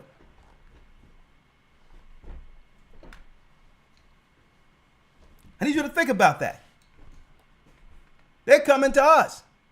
They wouldn't know about a 364-day schedule through Enoch and Jubilees if this church didn't reveal it to the earth. Now, here it is. Again, I'm going to tell you again, sir, and I hope you're looking, Mr. Franklin, and that one day you will come with a humble apology and say, you know what? I just want to learn. Because you've been nitpicking all on our videos, and the brothers and sisters who are actually celebrating this week, right? Coming to their videos, coming to their page when we're celebrating something marvelous in the earth right now. At the same time, it's celebrated in the heavens. So I'm going to break it down simply for you, sir. When the Most High gave us this, 2013, equal parts, equal nights. Listen to me clearly. It came in precisely Friday sundown to Saturday sundown on all of the timekeeping mountains. Sinai, the Naval Conservatory, as well as Greenwich. That's right. The year ended Friday sundown to Saturday sundown. Now, what happens is it aligned there in 2013. And what happens is it'll never align there all together like that from one year to the next. But you don't have to see it align after that. You just count 364. And that's right. The Sabbaths, the holy days are on a fixed time forever. So you don't have to look at the moon like you do strictly under the Jewish observance of years and holy days. Because the moon comes in 10 days too early every year. So once we had it aligned, we don't have to look at it from year to year. You may be looking at it and it's off for you because you wasn't there when we received it. And you don't know from what areas to actually get the observance. And then every 28 years, there's an adjustment. Okay? Every 28 years, there is an adjustment. Okay?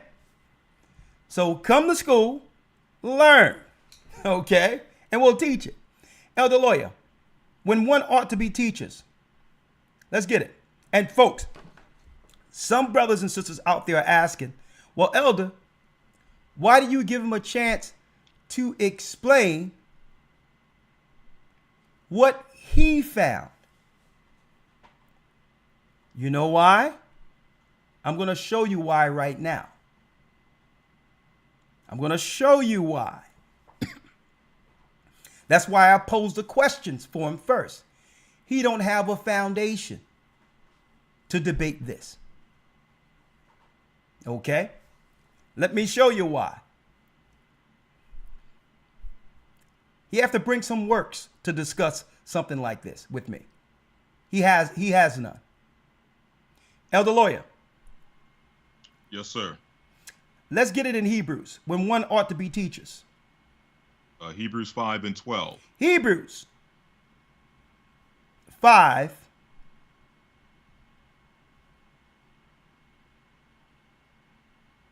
One second. This is why I didn't debate it. Let me get it here. Hebrews 5, verse 12. Elder Lawyer, read it. Yes, sir. Hebrews 5 and 12. For the time ye ought to be teachers, ye have need that one teach you again. Hold up. Stop right there. For the time you ought to be teachers, you have need that one teach you again. He don't even know about the foundations of Christ being able to gather with the congregation. That's the simple stuff. And you're going to try to tell us about the times? He shouldn't even be in Enoch. He haven't learned the Bible yet. Okay? For the time you ought to be teachers, read. Ye have need that one teach you again. You have need that one teach you again. And that's impossible for a person who's tossed to and fro all over the place, listening to every doctrine out there. Which be what? Which be the principles, which be the first principles of the oracles of God. And that's why I didn't open a debate for him. Because I'm not above God. And the first principles of the oracles of God is that you come to learn from the beginning. See? See that? That's the first principles. And you don't have a foundation learning all over the place. One thing about you see those thousands of people that was in that room, they all have what? The same Lord, the same faith, the same baptism, the same doctrine. There's no confusion amongst us. Okay? And you notice he tried to wiggle out of that when I asked him, well, does your Sabbath change? Well, it depends on the first of the month. Oh, so what you're saying is your Sabbaths do change. Why aren't they saying that to the people? Because the people are going to look at them and say, brother, you got to go ahead with that, claiming that the Sabbath changes, because how are we going to keep Sabbath if it's not on a fixed time each week? See? This guy and his family, sometimes we having Sabbath on a Wednesday. How can you have a church like that? That's why he's not a part of one. For the time you ought to be teachers, you have need that one teach you again, which what, Elder Lawyer? Which be the first principles of the oracles of God. That's what God expects first. It doesn't matter how old you are. We have men in this church, humble students who are older than him and are not scattered all over the place like that. And respect the fact that Most High have used young men to bring forth this work. Folks, Christ was in his 30s. And all the elder men was like, who's he? Whose child is he? What law school did he go through? And that's why Christ said, listen, you can't put new wine in old bottles lest it burst. I'm going to speak through the young, because these elder men have become hard-headed, stubborn, proud, and stagnant, and did nothing to move the nation. And only wait till the nation moves to critique. Which be the first principles of the oracles of God. Read.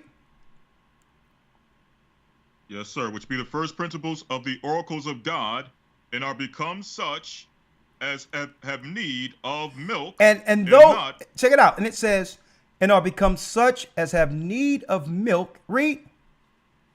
And not of strong meat. And not of strong meat. That Jeremy, sir, you're not on the level to go into Enoch and teach anything. You don't even know the Bible. You don't even know you have to be baptized. You don't even know that you have to be a part of a work, Christ's body. It's not you and your family by themselves. If everyone chose to do that, then what of Christ's church? If everyone decided to do church at home, that's backward. Which be the first principles of the oracles of God, and are become such as have need of milk, not of strong meat. How can you say you went to Enoch 2023 a year ago and tell us what time it is, when you should even be in Enoch? You need to just humble yourself and come learn the Bible under one group. And guess what? It don't have to be with us. Join another group, but let them be your teacher, because at least you'll have a foundation. You're not qualified to teach teachers. You are not a teacher, sir. 13.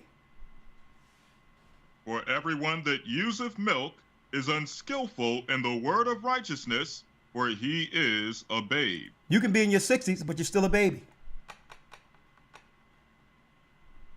Read. 14. But strong meat belongeth to them that are of full age, even those who by reason of use have their senses exercised to discern both good and evil. And see, you have your senses exercised because the Most High gives us a work in Christ.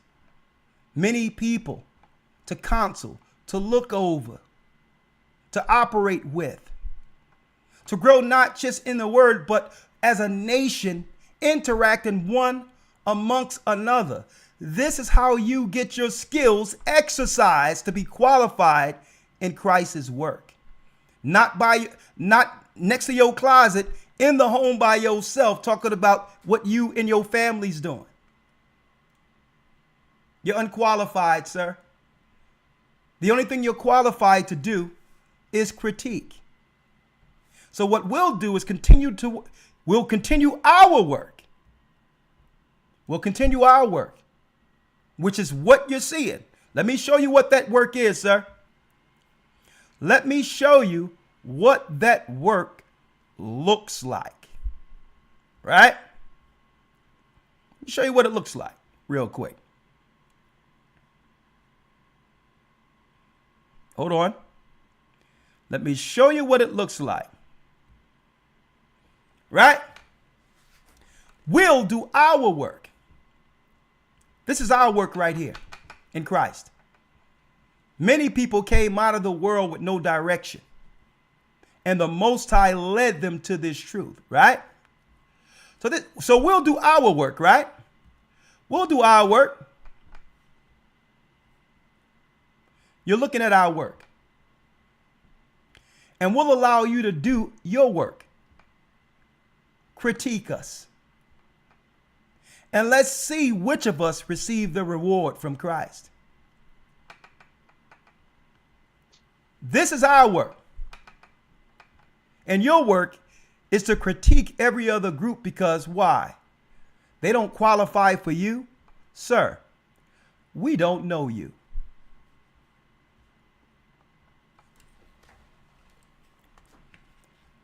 Bishop Amoth, you in the house? Yes, sir. Yes, sir. Shalom, Elder. How you doing? Shalom, Bishop Amoth. Feeling good. Feeling good. How you feeling, Elder? What a blessed Passover. And I said, if you want to come in, give us your insight. What a blessed week, young man. Yes, sir. Oh, yeah, listen, I just had, like Christ and the disciples have to do sometime.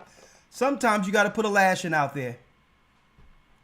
Okay. Because if I was his age, right, in the Bible, reading Torah and Tanakh in Christ, I could only celebrate a great work of young men that Christ have used to do such a thing in this earth. There's no way I can look at that and say, you know what? Let me find an area to hate on God's people coming together. But guess what, brother? It's the same thing when Christ and the disciples were on the scene.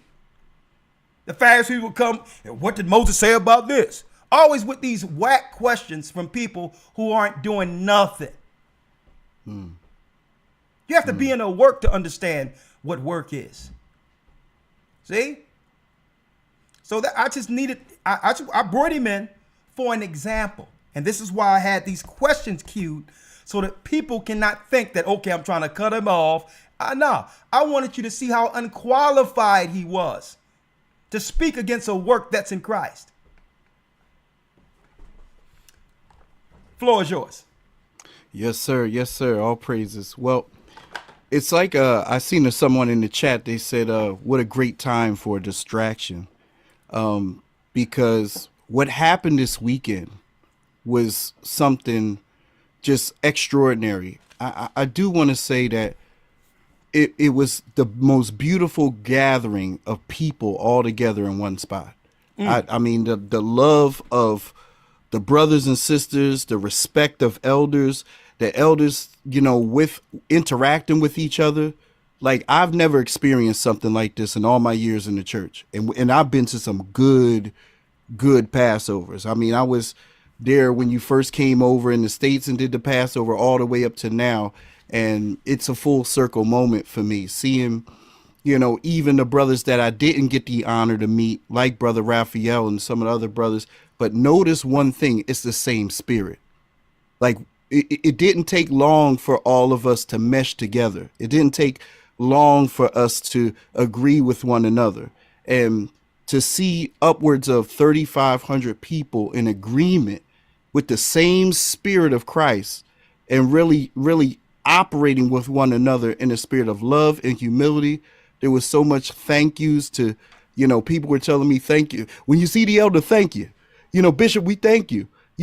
And just to say from my perspective to even the members of the church, and I'm talking about every church, Philadelphia and all the churches worldwide, I just want to say humbly thank you for all the support that they give for the church, because they showed up and showed out. They look royal, they look regal, they acted the part, and they are the part. And to add on to the brother that was with the audio crew, that was a miraculous thing in itself, because I began to have a rapport with the brother and gained. His wife came to the feast. She wanted to come and experience, because she had asked me Thursday when we were setting up. When you said the audio guy, these were people who were part of the audio crew for the venue. Some people we hired. Yes, sir. Outside. Yes, sir. All right. Go on. Correct. So his wife, she actually pulled up a 12 tribes chart, and she said, "Is this me?" And I'm like, "Sister, you're spot on, and you're in the right place. The Most High ordained you to be here." So she was like, "It would be an honor if I could come and just witness what's about to happen within the church." And I was like, "Sister, you're more than welcome. You can have my seat." So she came to the feast. They got all the edification. And the day when we left, I met with him and his family just to give some encouraging words, because the brother cared about, he was even analyzing. He thought he made a few mistakes as far as the audio. And I told the brother, but I said, "Don't worry about it, brother. There'll be other opportunities." But it just shows how much he cared. He cared because he knew that this was the truth, and the people that he was in the room with were God's people. So the meeting that we had this Passover, going into unleavened bread, there was nothing like it that I've experienced so far to this date. And, shout out to all the administrators and like Deacon Shawan and Sister Shirley and all those that serve in their intricate parts to bring this thing together. And it's only going to get better and better. I look forward to the concert in June. But that's all I had to say, Elder. Bless you. Thank you, Bishop. Yes, sir. And, but just you there, Martha and Bishop, isn't it wonderful when the Most High bring our people together in one space like that? Isn't it? It was epic. Mm-hmm. And guess what? Let me tell you, it's well beyond any gathering I could have expected. There's no way I knew what was about to happen would go down like it happened. It blew me away. And you know why? Wow. It's the hand of God. And even listen to the theme of the Passover.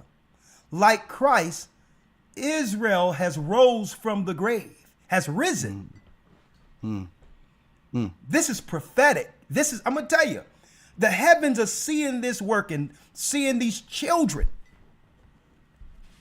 The heavens is watching just the evolution of Israel right before our eyes.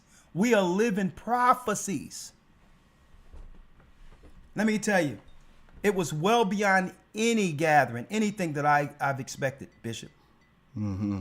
And you know what? There was no hatred, no negative spirits. Every church came into the spirit, understanding why we're here. And when the Bible says, put out the leaven, there was no leavening. Right? The leavening is what? Thoughts of wickedness, thoughts of hatred and variances against brothers or sisters. It says, put out the leaven, for we are unleavened in Christ.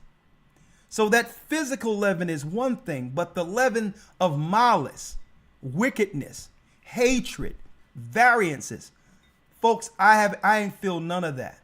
There was a peace and calm amongst these people. Let me tell you, absolutely outstanding. And I guess what? I've seen so many brothers and sisters who were children who have grown in this truth. I've seen young men grow into full-grown men, teachers, modest sisters, and all that. Let me tell you. Why do you think Amalek is out there through media, Bishop, pushing Sexy Red and all these others? Why do you think that? Because they don't want the world to know people like this amongst God's people exist. Why do you think? So what they're trying to do is saturate the airwaves, the media, with all of the negative imaging of our people. Folks, the devil don't like this because in so-called 2024, because this doesn't represent the image they're seeking to push on our people. They hate this. Look at the modest garments, the brothers. Look at this, royal garments. Look at this. Look at the sister's modesty, beauty. This is why the media under Satan, the synagogue of Satan, they hate this, because Bishop Ahmad, I'm gonna tell you this. Hence the reason members of the service capacity want to join the church. They didn't think anything like this was possible amongst our people in so-called 2024. They didn't think, they was like, what is this? It's like angels came down and it was before them. Look at this. Media isn't pushing people looking like this. Distinguished gentlemen who's respectful in Christ, who love their fellow man. Look at this. Not one fight broke out. Not one argument broke out. Before the Sabbath, brothers and sisters had all their talents on display. Here it is. We're purchasing gifts and all that to give other people from one another. Self-sustaining. Guess what? Not one dime in this room cycled outside of our people. That's an impossibility. The average money in our community, when we spend money out there, it cycles only 6 minutes for us compared to every other nation. And look at this. Not one dime cycled from the outside of us. Look at this. Look at her helping her mama put the headpiece on. See, they're not going to promote this on TV. They'll promote Sexy Red though. Look at the humbling spirits that grace the room. A higher on her earrings. Huh? The true name of God exalted throughout the earth through not just the brothers, but the daughters of Zion.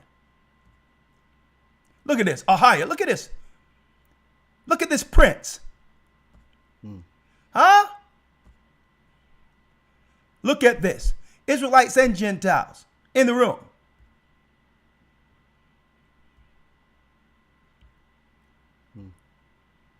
Elated. They were all elated. And folks, it happens every city we do a Passover. It shocks those who are in service capacity. Like, what church is this? This ain't no TD Jakes thing. This is something different here. What is this? Where did y'all come from?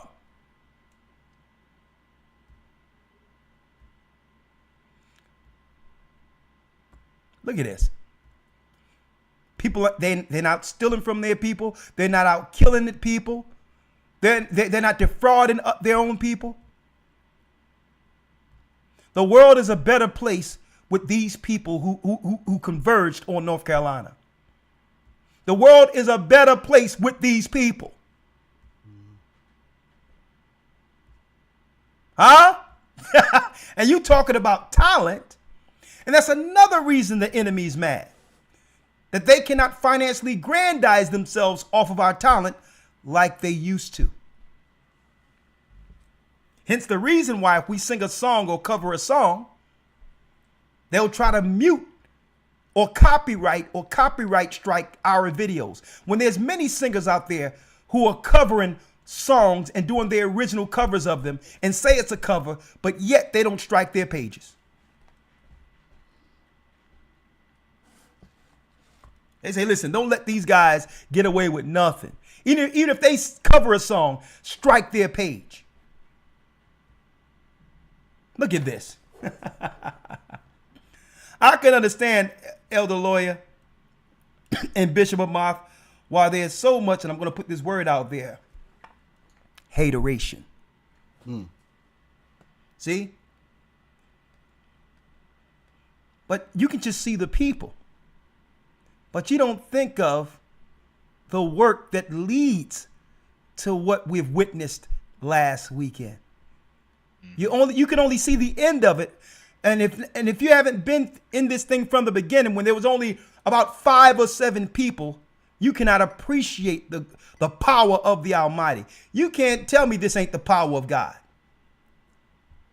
Man can't do this. Huh? The only thing man can do is step to the plate with the true doctrine of Christ and put in the work. And you know what? Christ will be glorified in it. And that is what we're witnessing here. Christ being glorified through his body, his people. Huh?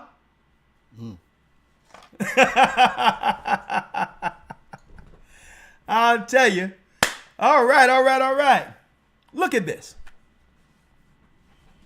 How can you look at this and find something wrong with it? Think about this.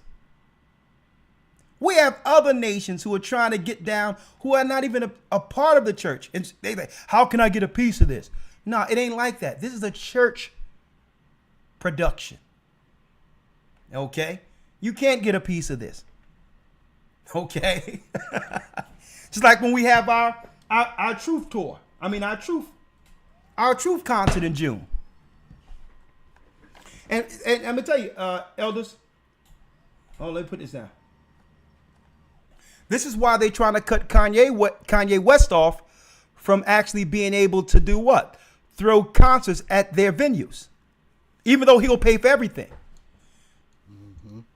Because now the Most High has awakened Jacob and saying, well, nah, you can't get a cut of Israel's blessed work anymore.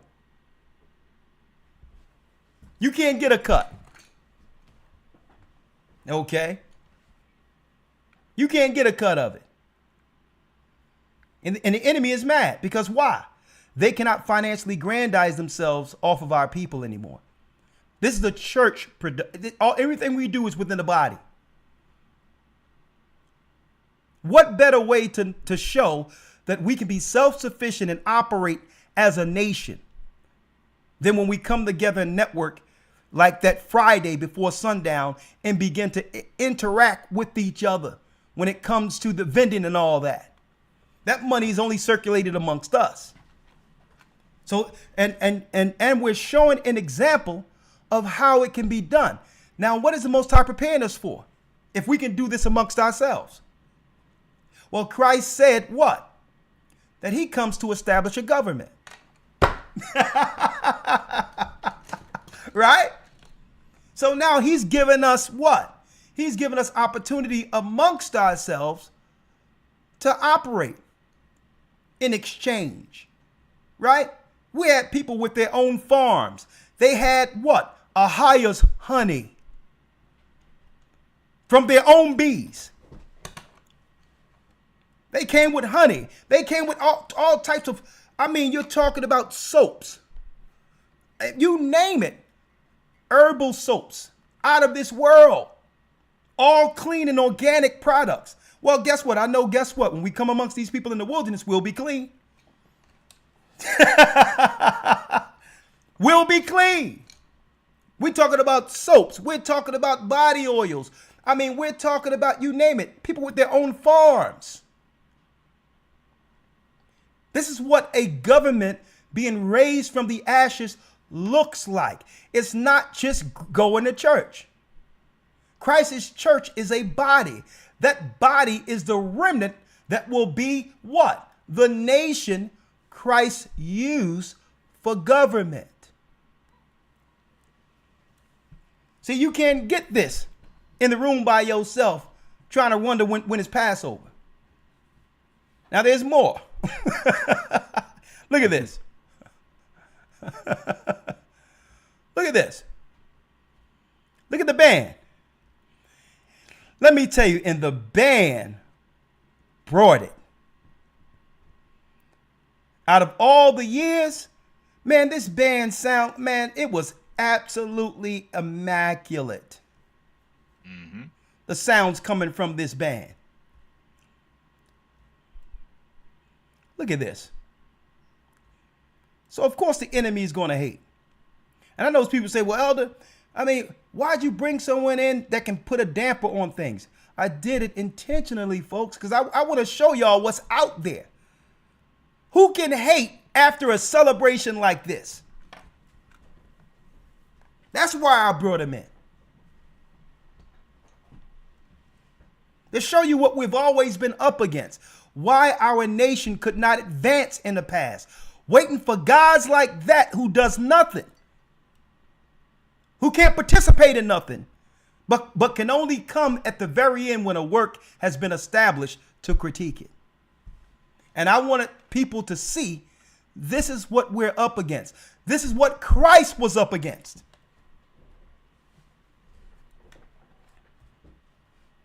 There's no way I could find a way to hate on what I'm seeing here. Look at the prayers here. Elder Al came with prayers. When his brother began to pray, the heavens opened, man. Mm-hmm. Who can hate on this? Mm-hmm. We got the fringes. borders of blue, royal garments. Got Elder Lawyer up there all sharp. Look at that. Look at Elder Lawyer. Look at this. A young man that we found on the streets of North Philadelphia at the age of like 18. Looked like he had little pigtails all over his head. Knew nothing at all. And the Most High raised him into what? A serious teacher. Huh? How can you not give glory to such a God, the God of Israel? The other, see, here's another thing, Elder Lawyer. The Bible tell you that what? The Greek seeketh after wisdom, but Jacob seeketh a sign. See, we don't have to convince the other nations out there who see this that what they're witnessing is something beyond this world, because they got enough wisdom and knowledge to know what it takes to organize something. They can look at it and say, you know what? I don't need a sign from heaven. They can look at it, the other nations, and say, I don't need a sign from heaven to know that the Most High is doing something with this work here. They can see it.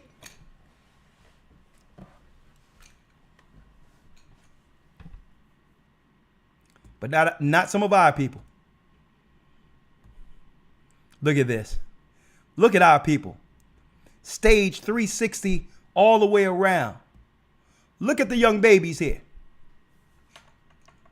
Look at the young babies who will grow with the truth, not having to fight through the lies the Gentiles have used to deceive our people. They don't got to fight through the lies we fought through. We had to fight through Islam, Catholic Church, prosperity movement,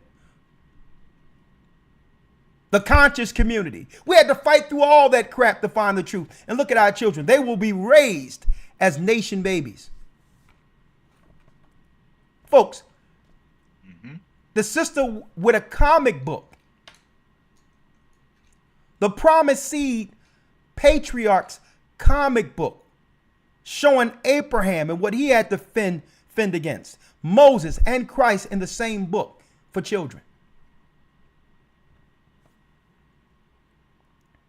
We had the spoken books for toddlers between the ages of 2 and 7, where they can open up the books and hit, for the 10 commandments, hit 1 and it'll give you the first commandments. And it'll quote it for the children. Hit 2, it'll give you the second commandment. Right? Hit 3, it give you the third commandment. A spoken child's book where children from 2 to 7 can learn the commandments. Think about that.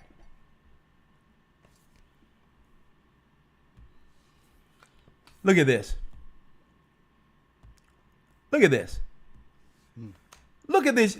Look.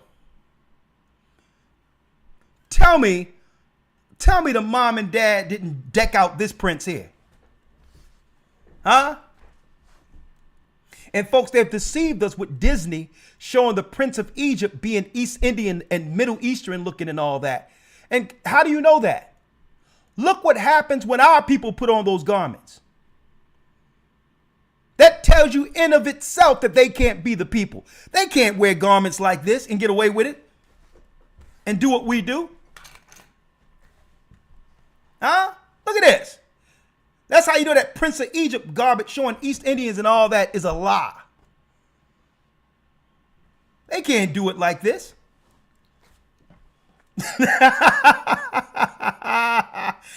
Folks, let me tell you, the enemy is seething. Because these are the children who will correct the world. You can't be in school with this guy talking about, gender neutrality. He gonna set it straight. He gonna tell you what a man is right out. Right? Like, listen, I'm not playing with y'all foolishness up in here. Okay? Look at that. Look at that headpiece right there. Hurting the game. Huh? What you want? Huh? What you want? So I can understand why they hating. Right? All right, let's open up the calls real quick. 515-605-9327. Bishop, you have anything to say before you go, or you good? Nah, Elder, I just want to say thank you to everybody again that attended, showing up and showing out and being royal. And, I just want to say personal thank you to you, Elder, and all the elders of the church for just hosting the event and having us to come out. And, even for me to have opportunity to host and, participate in the event. It's a responsibility. It's a blessing. And, it gets better every year. So I just want to say, man, what a blessed opportunity to be able to serve an event. And with that, Elder, I yield. Bless you. Thank you, brother. You can let yourself out. We're going to open up the calls real quick. Elder Lawyer, hold on. I'll let you out. You let yourself out. Thank you. All right, let me open up the calls real quick. 515-605-9327. Elder Lawyer, hold tight. We have Elder Ramar. If you would like to say something, Ramar, you can come on in. All right, I see you there. Right? All right, hold on. Elder Lawyer, 1 second. I'm going to just pull in the call real quick. Yes, sir.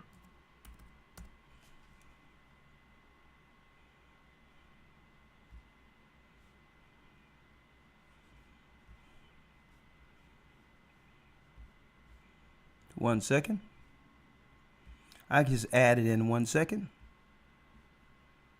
And yes, we're back with the Academy. We are back. Yes, we are back this coming Sunday. 1 second.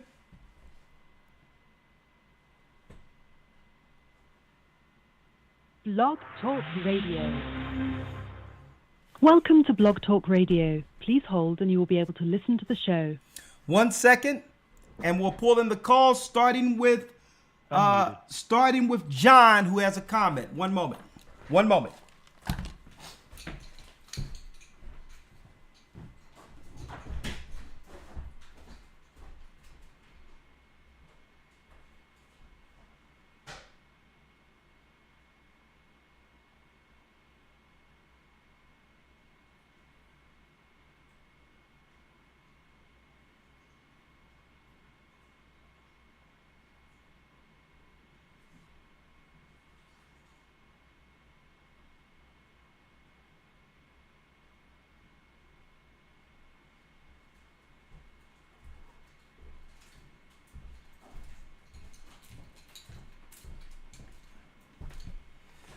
All right. Thank you.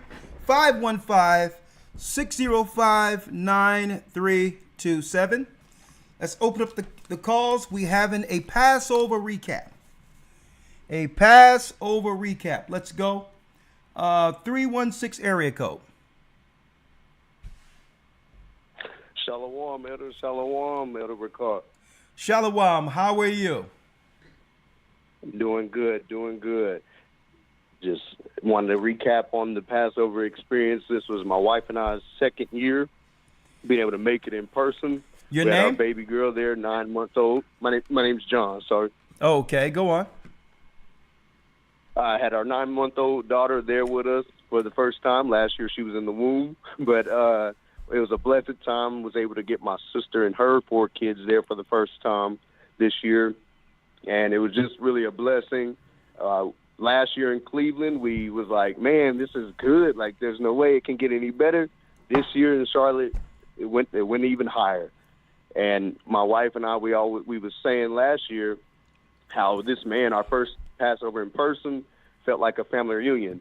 This year, it was a family reunion. All the people that we seen last year, we met, the new connections, just being able to network and to fellowship with new family members and all that. It was a blessing, truly was a blessing.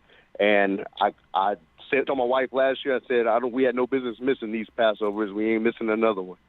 So it was a good time. The enemy was fighting us getting there, He fought us even on our first flight when we had our layover in St. Louis. We got stuck in the air. We couldn't land because of the storms and tornadoes that was hitting the airport in St. Louis. But we was all praying. The ones from the body was praying. Most High parked this storm and let us get on this ground. We got to get to the Passover, and Most High did that thing. So all praises to the Most High higher. And last thing I want to say, Elder, my 9-month-old daughter, I brought her up there when you called up all the kids. And when I got back to the hotel Saturday morning, I was just reviewing back through the live from Friday night. And I'm seeing my daughter, I'm seeing me standing there in the video, and I had a moment, you know, Most High, I started to thank him because here it is, I have this baby girl that, you know, I was born and raised in the Christian church. Here I have this baby girl the opportunity to raise my daughter in something only her knowing only the truth. And I had to give the Most High the praise on that for sure. And that's what I wanted. I just wanted to recap the enjoyment we had for the Passover, second year in a row. Thank you. I appreciate you, brother. And give me your name again. John from Wichita, Kansas. Well, thank you, brother, for all you do and your support. And it was a blessing to be in such a gathering with you this weekend. And I'm, hey, I pray that the Most High keep you, and I thank the Most High that you and your family made it home safe. And hey, absolutely. And tell the truth. We've been on a cloud since leaving that day. Tell you the truth. It's like we're still celebrating in the midst of the week. Absolutely. I got home and I put my little video slideshow pictures together, and I probably watched it 5 times since I got done, waiting for somebody to come by the house so I can show them too. Thank you, brother. Well, I hope to see you at the next Passover. Be the Most High's will, be it here or someplace else, right? Thank you, my brother. Absolutely. All praises. All right. Thank you. Oh, yeah, real quick, because what I wanted to do, not just with Jeremy, before I go to the next call, but for everyone else, let's make it simple, right? When it comes to calculating time. Only takes you a couple of seconds for this. Check this out. Check this out, right? Right? And hopefully, you know, that brother can learn from this. We made it simple when it comes to time and calculating the time that the Most High gave Enoch and Moses, okay? In a nutshell, there's 354 days in a calendar year since time began in the beginning. It's not 365 point something, all of that's garbage. It's 364 days, period. That's how you calculate time according to the heavens. And guess what? The heavenly tables, which are the stars and constellations, fall into this annual timekeeping schedule from year to year. There's 13 weeks. Listen. You have what? You have 13 weeks per season. Whether it be spring, 13 weeks. That's how it's broken down. Summer, 13 weeks. Autumn, 13 weeks. Winter, 13 weeks. That's 52 weeks for a calendar year, period. When the Most High gave us the time in 2013, we also had a National Geographic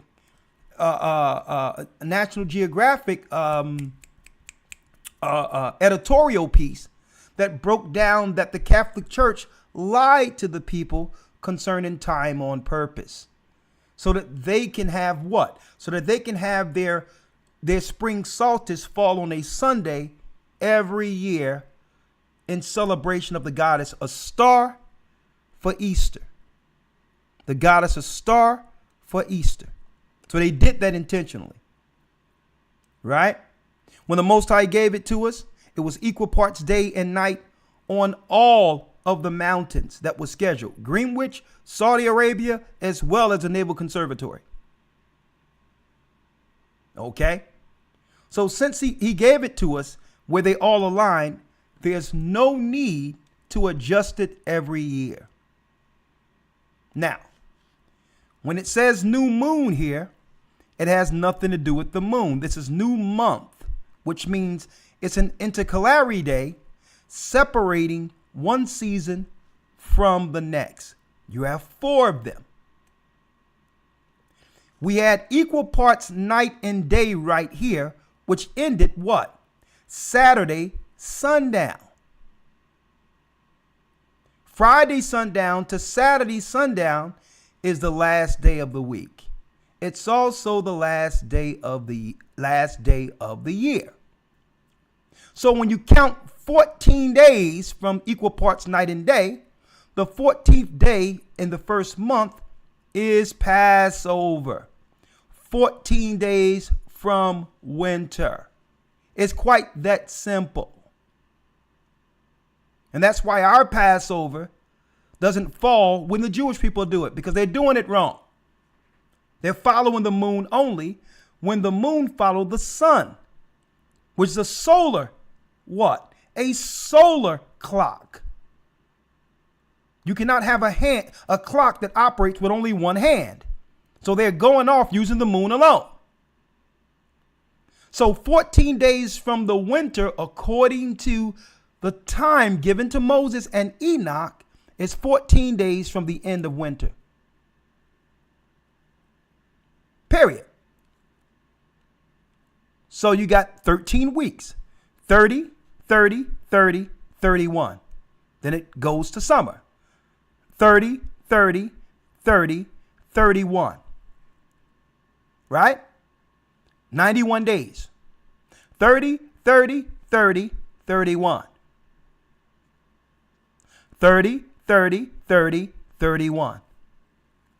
91 days. 91 days per season. 90 days, and then the new month, which they call the new moon, don't have nothing to do with the moon in the sky. It's a different Hebrew word. It separates the seasons and divide them into quarters. So now, which means it's impossible for that calendar we have to be wrong. It's impossible. It's impossible. Think about it. The last day of the year ends on a Sabbath. Every year. So how can the calendar be wrong? And the Sabbaths is from Friday sundown to Saturday sundown, which means every high holy day fall on the same day every year. They don't switch. They had a fixed time every year. Doesn't matter the holy day. It's at the same time, same day of the week every year. Hope I cleared that up for you all. Now let's go down. So I cleared that up for Jeremy, who the brother who came in, who just recently started looking into this with no experience or time, no experience of what those scriptures are saying. So I made it simple for you. 13 weeks per season. Right? We've been keeping time. The Most High have given us this since 2013. We've exposed this truth and we've shown this to the world for those who want to learn it. And this is why our holy days fall different than Jewish people or Israelites, because they are following the wrong time. Okay? Sister Cora. Shalom, Elder.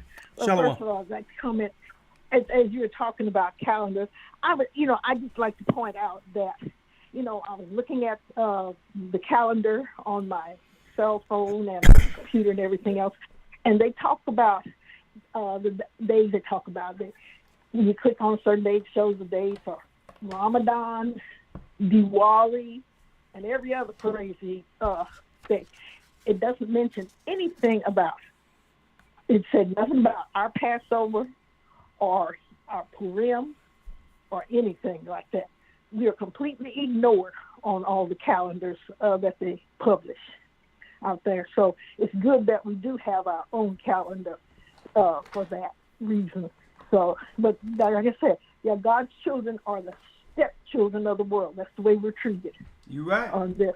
And right. And I'd also like to mention, you said that it was in 2013 was when you really got the real calendar, got the time together. And I'd like to mention, but how, what a coincidence. That's the same year I learned the truth. That was September of 2013. A friend of mine sent me an email. She sent me your video, the 12 Lost Tribes Found. I said, what a coincidence, the very same year. Yeah. But, yeah. Mm-hmm. And, that's pretty much, I'll save my questions for later because I don't want to, I know y'all started late and I don't want, to go on. I'll save my questions I had for later. I just want to make that comment. Mm-hmm. Well, thank you. Okay. So you didn't make it. You didn't make it to the Passover. Did you watch the Passover? No, I hope to make it. I hope to make it next year, and I'll try to bring my granddaughter and my great granddaughter possibly. Okay, great. Hopefully, yeah. Okay, shalom. Shalom. Thank you. I appreciate it. Yeah. All right, we got the sax player in the house. Shalom. Shalom, Elder. How are you, sir? Y'all sound good this weekend. Y'all sound good. Yeah, Torrance, he got us together. I think that they want nothing but copyrights. They're gonna try to figure out how to do that. What we did, because we didn't do the same thing. We put some added hot sauce in. They wasn't doing on their record. Oh yeah, with those punches and stuff. Torrance did a good job, and we worked hard for months on this music and stuff. To get that all together and have 17 different musicians on one accord is something else. It sounded good. It sounded excellent. But go on. When we did the first song, "Come Down Almighty," I felt the Holy Ghost drop down in that place. I just felt the presence. I said, "Wow, what's that?" And I was just looking at Mike Macchiala and laughing and stuff. He's talking about, "Oh man, Earth, Wind, and Fire across the street." I said, "Okay, now you ain't going over there because I know somebody in that band that's an acquaintance of mine that helped the band from Cleveland. And then they won a Grammy, and I helped them too." I said, "Don't go over there. They be trying to steal you and me. Just stay over here. They ain't got the pieces we got. Now stay over here." Oh yeah, Earth, Wind, and Fire. Earth, Wind, and Fire were playing at the Omni Theater across the road from where we are. But I tell you, it was something else going on where we were. I tell you that. Yeah, I know. But I would take a chance and bring a young buck over there with me. It's all good. Talking to Philip Bailey and them. Oh no, I ain't talking to them, man. Man, that's over with. I'm brother, with the church. Y'all sound good, brother. Y'all sound good. And we're gonna go ahead. I know I'm gonna say it just was a grand gathering all together. It was such a blessing. What say you? Yeah.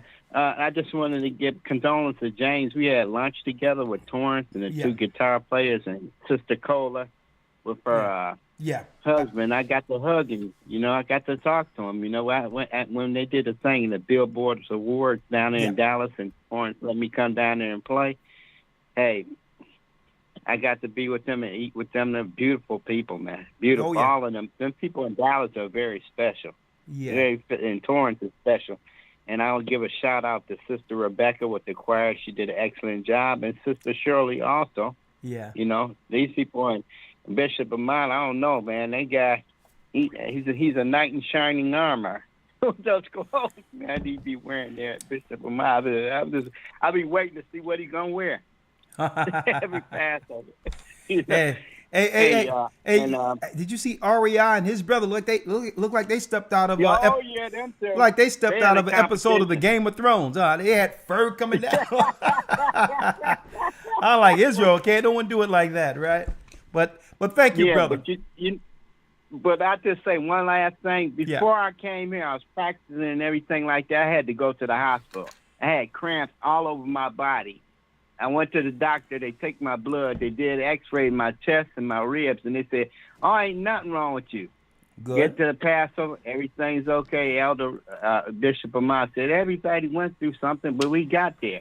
There it is. So anyway, my wife, she drove all the way down there. I've only drove 2 hours. She drove 5 hours. But guess what? When we left, I drove all 7.5 hours. Wasn't nothing wrong with me. Look at so that. I know who that was. Hey, I know who that was. I know who that was. It was the Holy Spirit. There's many people that came hurting, and and left pain free. Hey, I have a lot of testimonies like that. But thank you, brother. And thank you. God bless you. And I'll see you in June. My brother. See you in June. Let's do it. All right. With James Brown. There you go. Okay. All right. Yep, we're going to have the first Gathering of Christ Church Truth Concert this coming June. We have someone, I think, on Skype, it sounds like, here. Yes, hello? Shalom, Elder. Shalom. How you doing? This is Officer Ryan Shalom from Vegas.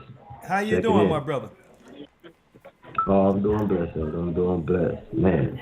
What a blessed you got a lot of noise behind you there. Are you amongst people or? Yeah, I got some visitors here at the house too. Let me just quiet them down 1 second. Hey guys, I'm on live with the elders. Take it down a little bit, please. I'm on live with the elders. Just take it down a little bit. Thank you. All right. Tell everyone I said shalom, but go on. Yes, I will. Elder Ricard says shalom. Yes, Elder. Man, all praise to the Most High. Yeah, just checking in from here on the West Coast. Just viewing the recordings because we were also at the Passover out here, and man, what a blessing! Okay. An honor to host it here in Las Vegas under the leadership of Deacon Bakar Malakabad and the administration and the team out here did an awesome job. We had the congregations come in from Washington, from Arizona, the whole of California. We had people from all over coming in too. So it was a blessed gathering out here too also, Elder. Man, just watching the videos and the recap from on the East Coast, man, what a blessing, what a blessing, what a blessing. Well, thank you, brother. It was the same spirit wherever the church, wherever God's people were, wherever Yeshua's people were, the same spirit in the anointing was in those buildings. I mean, he's bringing us together as this church come closer to that wilderness. He's making us a tight knit church, and I'm hearing testimonies from everywhere, even from the congregations on the outside of North Carolina, like the West Coast. I heard it was very nice there. Yeah, Elder. Man, we had a blessed time out here. We had a blessed time. Over 500 people. I mean, it was a blessing. Truly a blessing. Look at that. We also have we have people down in South America, Guyana, where I'm from. They were tuned in watching the stream, but just congregating together. Good. And all praise to the Most High here soon. They're going to be getting in the water. So the Most High is working, waking up the people. I even had a mysterious call from a brother I went to school with over 20 years ago, high school. Yeah. Apparently he worked the venue that y'all were at in the Carolinas. And he knew I was a part of the church, so he called me out of the blue. We haven't spoken since high school, I would say. Look at that. He was asking me, was I coming down? Yeah. People are paying attention. That's one thing I've noticed. Elder, we post our things on social media. We tag each other. And, with friends and people from school, they see these things. And so he knew I was a part of the church. He had called me out of the blue to see if I was coming down there. Okay. And I was like, no, we're going to be out here on the West Coast. But he was there in the venue, and he got a chance to see. So I'm going to be touching bases with him to see how it impacted even him, something that you were sharing with our Bishop Ahmad also. So all praise. Just keeping up the work. Yes, all praise to the Most High. Double honors to you elders out there, the leadership, and we just got to keep grinding. That's right. Double honors. Hey, brother. And Deacon Balas is here visiting me. That's him in the background. Tell Balas I said shalom, and I'll see you all soon enough, okay? Bless you. God, Elder. All right, bless you. Balas, Shalom. Shalom. All right, we have Kavan with a comment. Kavan. Shalom, Elder. How are we doing today? Shalom. How are you? I'm doing well. And yourself? I'm blessed by the best, and his name is Ahaya. Talk to me. That's right. So, I just wanted to call in because, man, from Passover to Passover, because I've grown up in this truth since I was a young kid. I'm still young. I'm just 17, but I've seen the growth, Elder, from Passover to Passover and from year to year. And it says that the Most High is really working with us, because it says back when during the time of Peter, when the apostles were trying to preach and the Pharisees were trying to hey, why are you guys doing here? What Gamaliel said, what? He said, if it's of the Most High, let it come to naught. But if this keeps growing, this is of the Most High. Because from year to year, like, I say like 11 years old, my dad, he brought me the Hebrew calendar. And I learned that thing. And I'm telling you, it's been on point ever since. It's always been consistent. There's no leap year. There's no extra day here. There's no this. Every year it keeps consistent. This is how I know this is the true calendar. And like at the age of 12, I joined my first Hebrew Bible Academy. And it's like, man. I got to give you an applause for that. Go ahead, young man. Yeah. Since 12, this young man have joined the Hebrew Bible Academy. Go on. And it's like I just seen them grow. I seen my friends, my kids, the peers, everyone growing up. And because I'm in the New York body, and it's like all the people all around me, like they give me my wisdom, they give me my understanding, they give me everything that makes me the man that I am today, or the young man, I should say. Okay. And it's all thanks to my dad, because he's the one that brought me into all of this. He's the one that pretty much taught me everything under the guidance of you, under the guidance of the elders. And I'm telling you, elder, it was a blessing this year to be at Passover 2024, man. It seemed the growth of the people, new faces, meeting new people, seeing old faces from different congregations. This is the walk that I want to walk in. This is the truth that I see myself enduring unto the end. Because why? Because the growth and everyone coming together as one nation, that wasn't something that was so more seen back in those days. The black men coming together as one. And now we're seeing that fulfilling in prophecy in Ezekiel 37, the dry bones. As you said during the Passover and the Saturday evening lesson, the dry bones is us. We are waking up. The children of Israel is coming back to the Most High. And that's all I really had to say, elder. Young man, hey, you're gonna give this world some trouble. Do what you get. You've been in the academy since the age of 12, brother. Hey, the Most High will raise you as a mighty teacher to bring many to the word, brother. Keep it up. Keep it up. Thank you so much. All right, my brother. Thank you so much. My brother, let me place you on hold. And I want the older brother who is listening, Mr. Franklin, hear what the young man is saying, Mr. Franklin. 17 years old, been in the academy since 12, grounded in the word, and actually been following the times and all of that because he was willing to humble himself as a babe to come to the full knowledge that will qualify him as a teacher. That's how it's done. Thank you, my brother. Let me place you on hold. Right? Who we have next? We have Kayem has a comment. Kayem. Oh, praise the higher elder. How you doing, Captain? Oh, praise. Yes, sir. Pretty good. Elder, shout out to Elder Aubrey. Y'all get well, Elder 300. We praying for you. From North Carolina body. Shout out to Elder Hannah and guys that we did miss you. And yeah, man. Elder, oh man. I wanted to start off, Elder. It started raining the first day, so I'm so glad that the body got a taste of what was brought to North Carolina. Elder, I had someone told me to bring my umbrellas. Elder, I was making sure that, if I had to get wet, I would have to make sure that, people get to their cars safe. Elder, man, the security was working with each other. We had umbrellas. And, and once it finally, the festivities, was getting going, the rain just cleared up. And, Elder, I always keep my radio, so I brought my radio. And I had the radio, so we was able to, I was able to play the radio downstairs amongst security, so we was able to hear and do communion very good. And Elder, I would like to say about your performance. Oh man, Elder, Elder, I gotta give it up to you, Elder, sir. Thank you, my brother. Oh man, Elder, sir. Oh my goodness, that was, and you was right when you said that people will be turned around if they leave. Oh my goodness, Elder, man. You're talking about praise the Most High gave us talent on top of talent, and sir, we thank you so much for your work, sir. You are so appreciated. All praise to the Most High, Elder. We thank you so much from the bottom of our heart. And no matter what, the love that's in this church, We love you so much, Elder, that we know that we have to give praises to the Most High by way of Yeshua, having the Holy Spirit, and we're going to make sure that we know, everybody know that our Elder, all praise to the Most High, is the best man to be able to give this truth out to our people.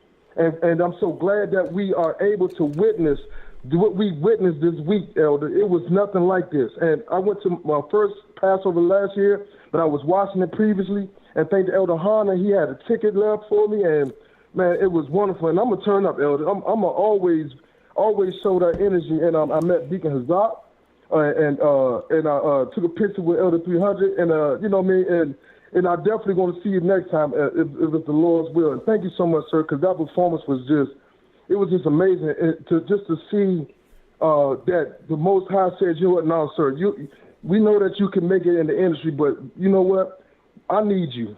You know what I mean? And you heard the calling, and you've done what was needed for the body. And all praises, Elder. Thank you so much. Oh, thank you, brother. You know, I walked away from the music, but now I'm in crisis industry. I like that better. Thank you, Yes, my sir. brother. You know Yes, what? sir. Hey, a moth. That's a T-shirt. Crisis industry. Huh? Thank you. Thank you, my brother. Yes, sir. Yes, sir. Wow. And what did we experience? What is it? How can this be quantified out of the Bible? One might ask. Well, we, according to the Bible, the prophets are a living prophecy. Wisdom of Solomon, the 5th chapter and the 1st verse reads, "Then shall the righteous man stand in great boldness before the face of such as have afflicted him, and had no account of his labors." At the very end, we'll realize, hold up, these people have been using us. We're going to use our gifts for ourselves. And we're going to stand in boldness and say, well, nah, you will no longer use us like a battery only to be discarded. Then shall the righteous man stand in great boldness before the face of such as have afflicted him, and made no account of his labors. And listen what the Bible says, that what they'll think when they see it. When they see it, and that's what they seen with our people converging on North Carolina, Vegas, and different parts of the earth, in Jamaica, Canada, over there in the UK, Middle East. When they shall see it, they shall be troubled with fear, terrible fear, and shall be amazed at the strangeness of his salvation, so far beyond all that they look for. Folks, I think, Elder Lawyer, can you put that on mute? I'm on mute. That's someone else. That's someone else. Let me see. Is that Ramar? Hold on, let me see.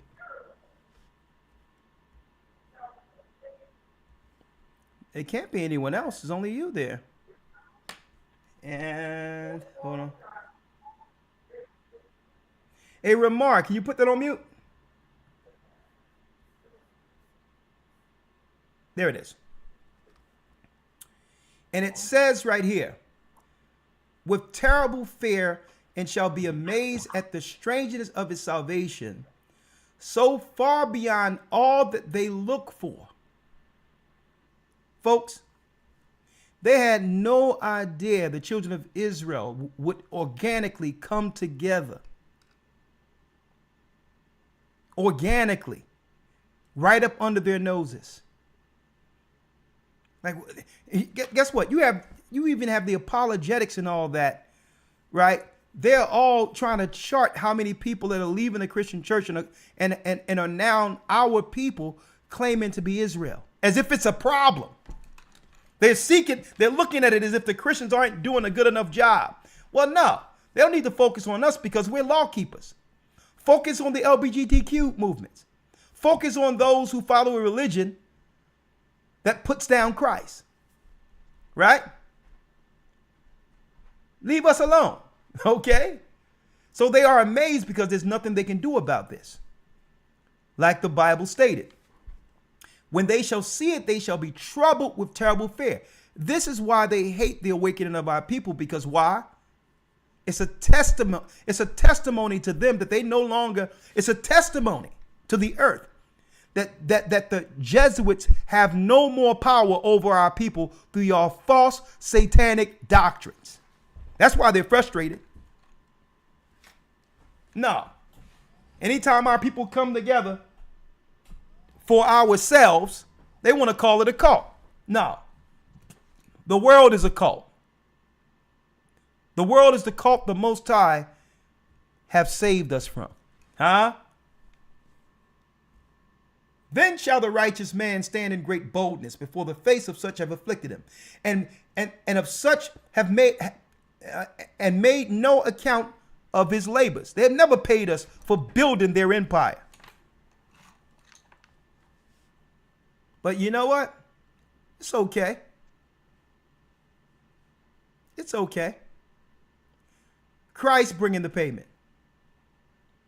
2, when they see it, they shall be troubled with terrible fear. Why? Because they can't control us anymore. And shall be amazed at the strangeness of his salvation. It came through our people waking up, teaching the truth, gathering the lost tribes of Israel, as well as teaching the gospel to the Gentiles. That was the secret mix the whole time. So far beyond all that they look for. And now they're upset.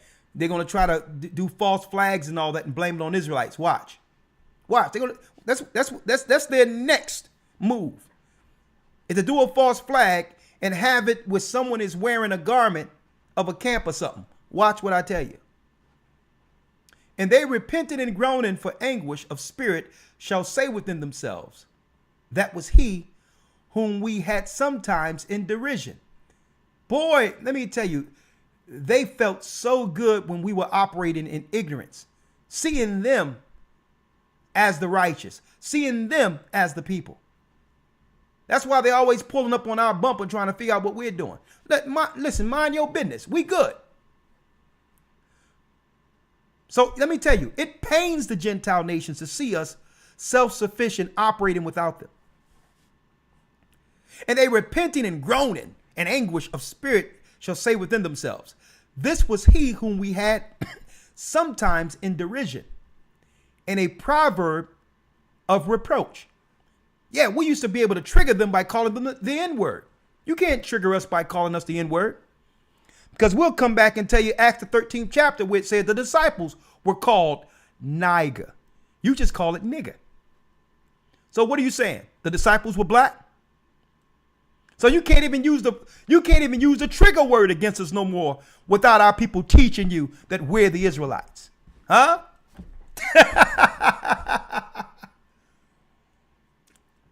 They used to love being able to trigger us. Oh, you look like a monkey. Oh, I don't know. When you look at a monkey, they got those thin lips, and if you shave their hair, they don't look like us. So they can't even trigger us with their old proverbs, their old bywords, and the words they used to use to trigger us. Right?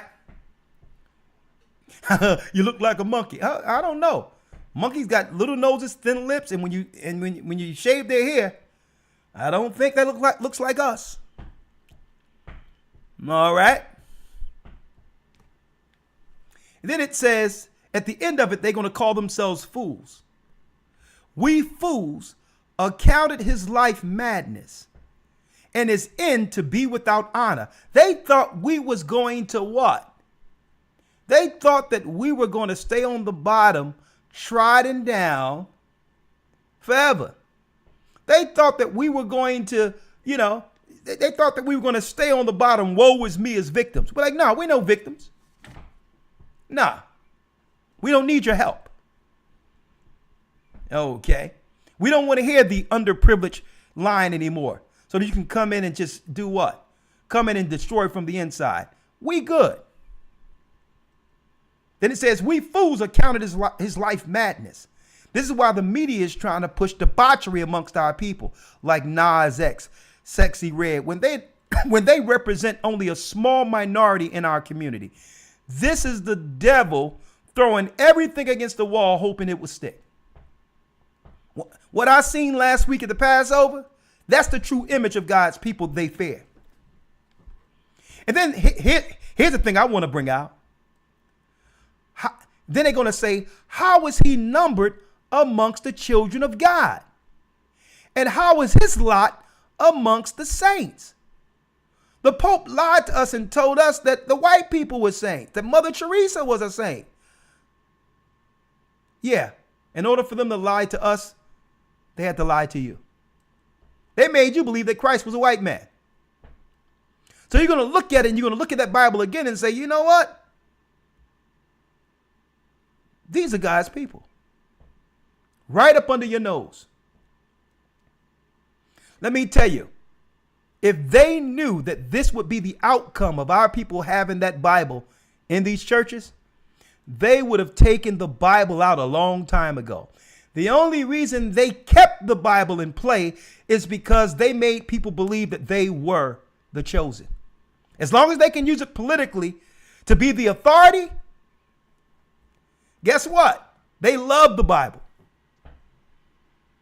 See? And this is why I'm glad the Most High did this and had them believe that, yeah, we're the people. We're going to restore ourselves after the World War II back to Israel. They were playing this Bible character the whole time, only to find out at the very end that they are Edomites. An entirely different family outside of the chosen. Huh? Let me get the next call here. Barbara has a comment. Shalom, Barbara. Shalom, Elder. Oh, yeah. I have watched. I'll tell you right now, all of your postings. Sister, I'm going to tell you right now. I'm cooking right now, but let's go. Let's go now. You say. Yes. From the time you arrived to the time you left, I have watched every video 3-4 times now. It's like being there. It made me feel like I was there. And all praises to the Most High. Next year, I'm trying to be there.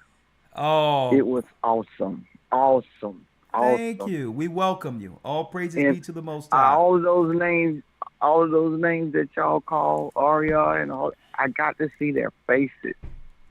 I got to see who some of those elders were that y'all talk about. And the honoring of the elders, y'all's dinner, it was wonderful. And Thank you got to do something for the wives. No. We already said that next year we're going to have a scenario not just for the men, but for the women too, for the wives and all that. But we had to establish it in order first. But yeah, that's coming. Because they were awesome too. They were awesome too. There's no way we can do it without the help me. But we're going to give them the honor too. I am so proud. I'm so proud to be part of the GOCC, and I'm so blessed to just have ran across you in 2020. I'm telling you, it changed my life from then to now. It's awesome. All praises be to the Most High. I hope to see you next Passover, right? Yes, you will. Yes, you will. I told your phone, the guy that answered the phone, I told him I was starting to save today. Okay. So I'll have my money to come. My husband and I will be there. Thank you. We'll make room. Awesome job. Awesome job. I'm gonna tell you, we may need a place twice that size next year at the rate this church is growing. So we're almost at that 144,000. It keeps growing. Yeah, we may have to build it. Hey, we may have to get a big place somewhere by itself. And just put a big warehouse there, a convention center ourselves, right? Yes, because it looks like it doubled. It was awesome. Sister, listen, it's a shame because we had to cut. There was over 1,000 that couldn't come because of the capacity. First come, first served. Oh my! And that's not including Vegas and all that. We had to. There was over 1,000 that. Because of the capacity, we couldn't do it, but they still gathered where they were, their house, and we made the production so engaging where they could still have their meals and participate. So I want everyone. Well, I participated. Yeah. I participated just by watching it live. Listen, it was awesome. Listen, we want everyone who could be there. So I pray that the Most High open something up where we can hold the venue, 6,000, 7,000, right, at once. We had over 3,500, and then 1,000 was on the wait, but we tried to use the other room where the food was, right, initially to say maybe we can put another 1,000 in there, but things was too late, based on tables, shortages of tables and all that, because I was like, listen, let's get the other room over there. We're serving food. Let's put tables there. But it was too late. I think you had every table in North Carolina in there. Yeah, we did. And you notice every time our holy day comes, they have a day on the same day as the day to try to take that power, like St. Patty's Day. Well, it doesn't. Yeah. Don't worry about it. Yeah. They can't touch us. I'm not worried about it, but they have to always have a holiday in proximity because what? There's a gate that opens up between the invisible world and this world. Every holy day that's in the Bible. It's high spiritual resonation. Yeah. The calendar puts us on course. It puts us on course, and every time our days come, notice they got a holiday either a day before or after or on the same day to try to take that energy that's coming from the invisible into our plane. But thank you. I hope to see you next year. Shalom. And you notice, check it out. It's the Lord's holy day where even the angels are celebrating, and they got the whole earth drunk under St. Patty's. That's what the devil would do. Right? Mm-hmm. Only the devil would do that. Thank you, sister. Right? We have Charlene with a comment. Shalom, Elder. Hi, Charlene. Can you hear me? Yes, I hear you. How are you? Hi, yes. I'm fine, and how are you? I'm blessed Just glad by the to best. see you guys on. Yeah, so my comment is this. This is my 5th Passover, and it was the best ever of all the Passovers that I've been at. I actually spoke with you, and not only spoke with you, but I think I told you that I had only missed 2 academies since 2017. I took a picture with you. My grandchildren were there, too. Yes, I don't know if you remember. Thank you. I remember you. Yeah, because I know you took a lot.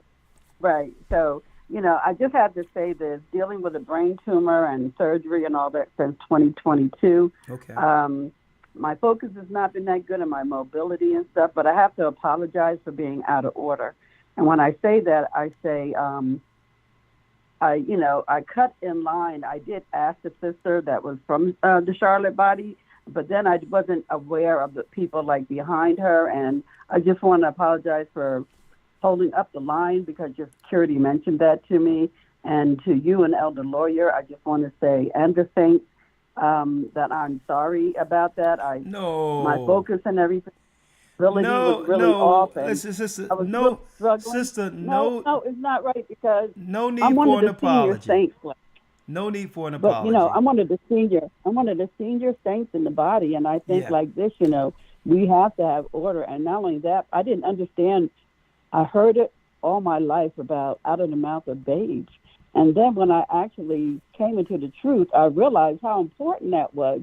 And then to see you all up there, and I'm telling you, I am so happy at this time in my life. I'm 70 now, and just to know that, most I opened up my eyes to see the truth. And you guys are so humble. You're gracious. You're patient, and I want to, I actually say, I want to be like you guys when I grow up. I want to be, that saint that the Most High is going to,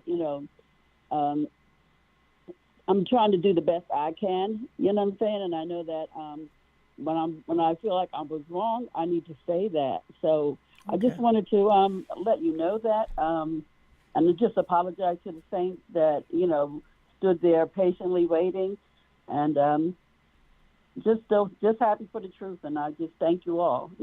Well, sister, the Bible praise tell the you. Most High. The Bible tell us that tells us also that we should honor our elders, especially those who are, rule well and like yourself and others. But let me tell you, apology accepted for those, but there's no people that was in that line who went back with any negative thoughts or feelings. Yeah, but it's good that you apologize for your conscience sake. So that's good. And I'm going to tell you, and I'm listening to you. I'm listening. My mother was up. She was around your age, a little older than you.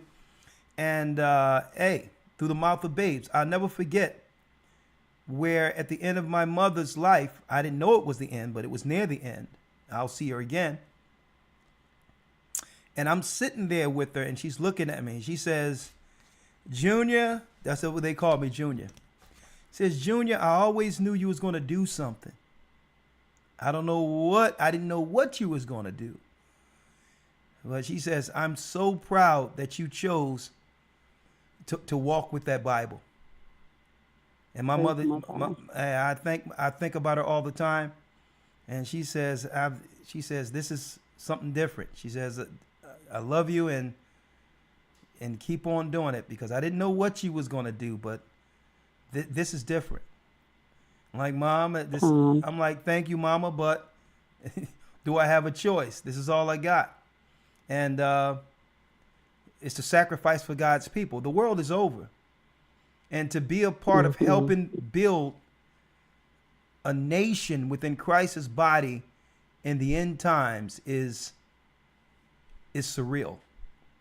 I just want to make it. Right? So, hey, I can relate to you because, hey, my mama would have probably cut the line too. Like my knees hurting. All these young people elbowing me. I'm going to get up there. So listen, no harm, no foul. All is forgiven. All right. Tawada. Bless you all. All right. Bless you. All right. Go on. Blessings.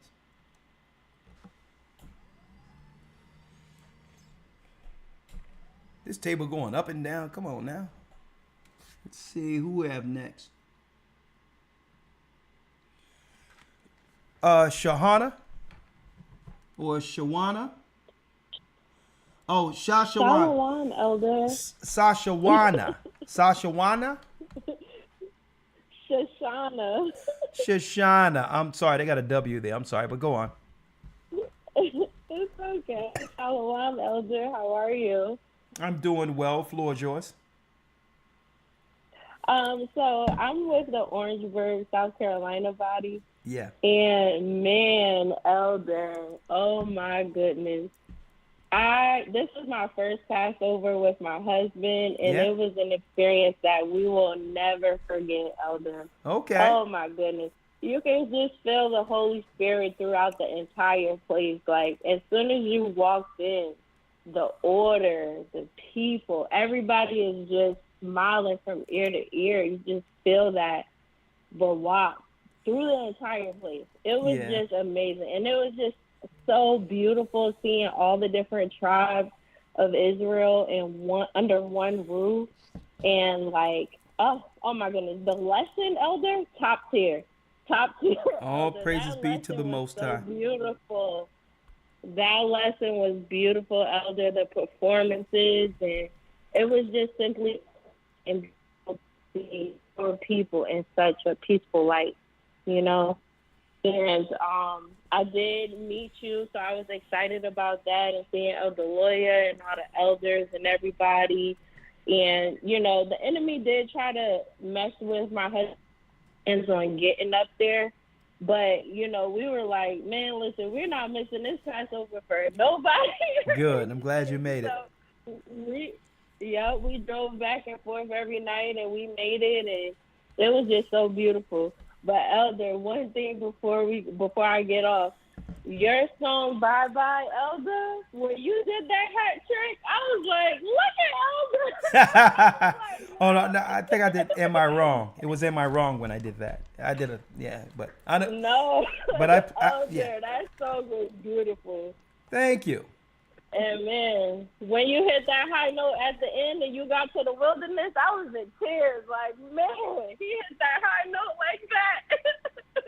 All But praises. Elder, it was beautiful. I appreciate the North Carolina body and South Carolina for coming together to get everything planned. And Yeah. like I said, the choir, the lesson, just seeing our people just looking like royalty, and everybody just, you know, you just felt a sense of calm. And I've been on a spiritual high ever since I left. I mean, seriously, like, you know, it's just so amazing to be a part of it. I'm never missing a Passover. It was just, oh, man, I appreciate you and all the elders and everybody for all that y'all do.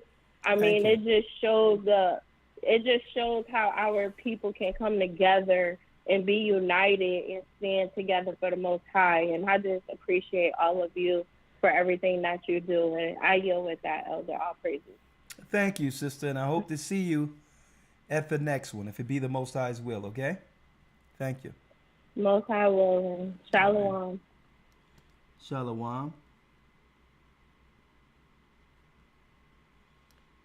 Okay, we have Barbara with a comment. Only a few more.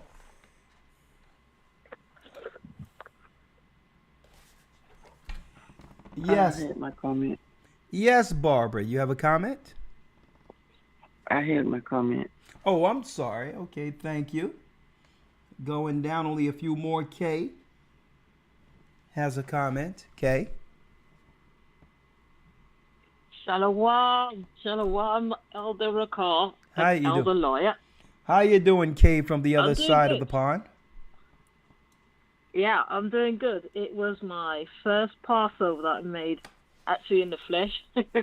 Oh, you went And you went to the I was- Passover in the UK. Yeah, in Birmingham. I Oh, live in yeah. London, but Oh. we went to the Birmingham body, and man, it was so beautiful. The people were so beautiful. Everything was great. I was bouncing around like a little puppy. It was insane, and I'm still on that high. I Look at can't that. come down. But a couple of weeks, 2.5 weeks before the Passover, I had a crisis, sickle cell crisis. Okay. And I was praying, I really was praying hard that I would be able to make it to the Passover.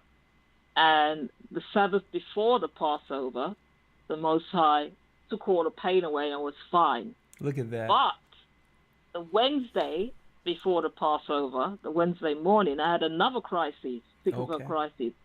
I started to pray again, really hard, that the Most High would allow me to go to the Passover. Mm. And I woke up Friday, and you know the pain was like bearable. And then on the Sabbath for the Passover, the same thing. The pain was bearable. I thought I'll just take a few painkillers and go. And I'm so happy I made it. I'm so happy I went. Then Elder Gudger, I met him for the first time, and he's a Benjamite like me. Oh yeah. So, you know, he big up all the Benjamin. Oh yeah. Well, Because England. we know England. how to shock out when we're ready. Yeah, England is a majority Benjamin territory there. You know, but it's all good. Yes. Yeah. Yeah. Yeah, we know how to, you know, how to throw a party and Yeah, y'all know how to throw a celebration. Ain't no doubt about it. I'm glad y'all doing it on the righteous Yep. side, cause so Benjamin Yeah, sometimes yeah. I'm happy for that too. Benjamin Man, be cutting believe loose. me. Yeah. Oh yeah. I didn't even care that I didn't have any family or friends with me because, you know, I met people that I've been speaking to for years on the Zoom Look at with that. the Birmingham bishops. Praise the And Most High. oh man, I met a woman from Switzerland. There were brothers from Ireland there. I was like, man, this is amazing. I've got to try my best and make the other two holy days Yep. this year. Maybe not the tabernacles, but definitely dedication. Yes, I'd like to also say Sawada to you, an elder lawyer, and all the other leadership around the world for your hard work and your dedication. All praises Because be to the without Most you High. guys, All praises to the Most High. I don't know. I don't know where I would be or what I'd be doing. I'd be still probably searching for a church to go to Okay. and to be with. Because man, before this truth, I was lost. Believe me. Me and my cousin, we were searching for a church, and she just somehow stumbled across the GOCC. Okay. I think that might have been in 2012. But it was in 2019 when I started to get serious and started to watch the broadcast like on a regular basis and to learn and to join the academy. And man, yes, I just like to say Tawada for all your hard work, and may the Most High bless you and all the leadership of the church. Thank you, sister. Tawada. Thank you. Ayunda Bar. And hopefully we'll see you on one of these Passovers together, right? Shalom. I hope so. All right. Shalom. All I right. hope so. Yeah, I heard Benjamin, boy, they had the Passovers over there in England. You had Ireland. You had you had Ireland there. You had Switzerland there. The Netherlands. James has a testimony.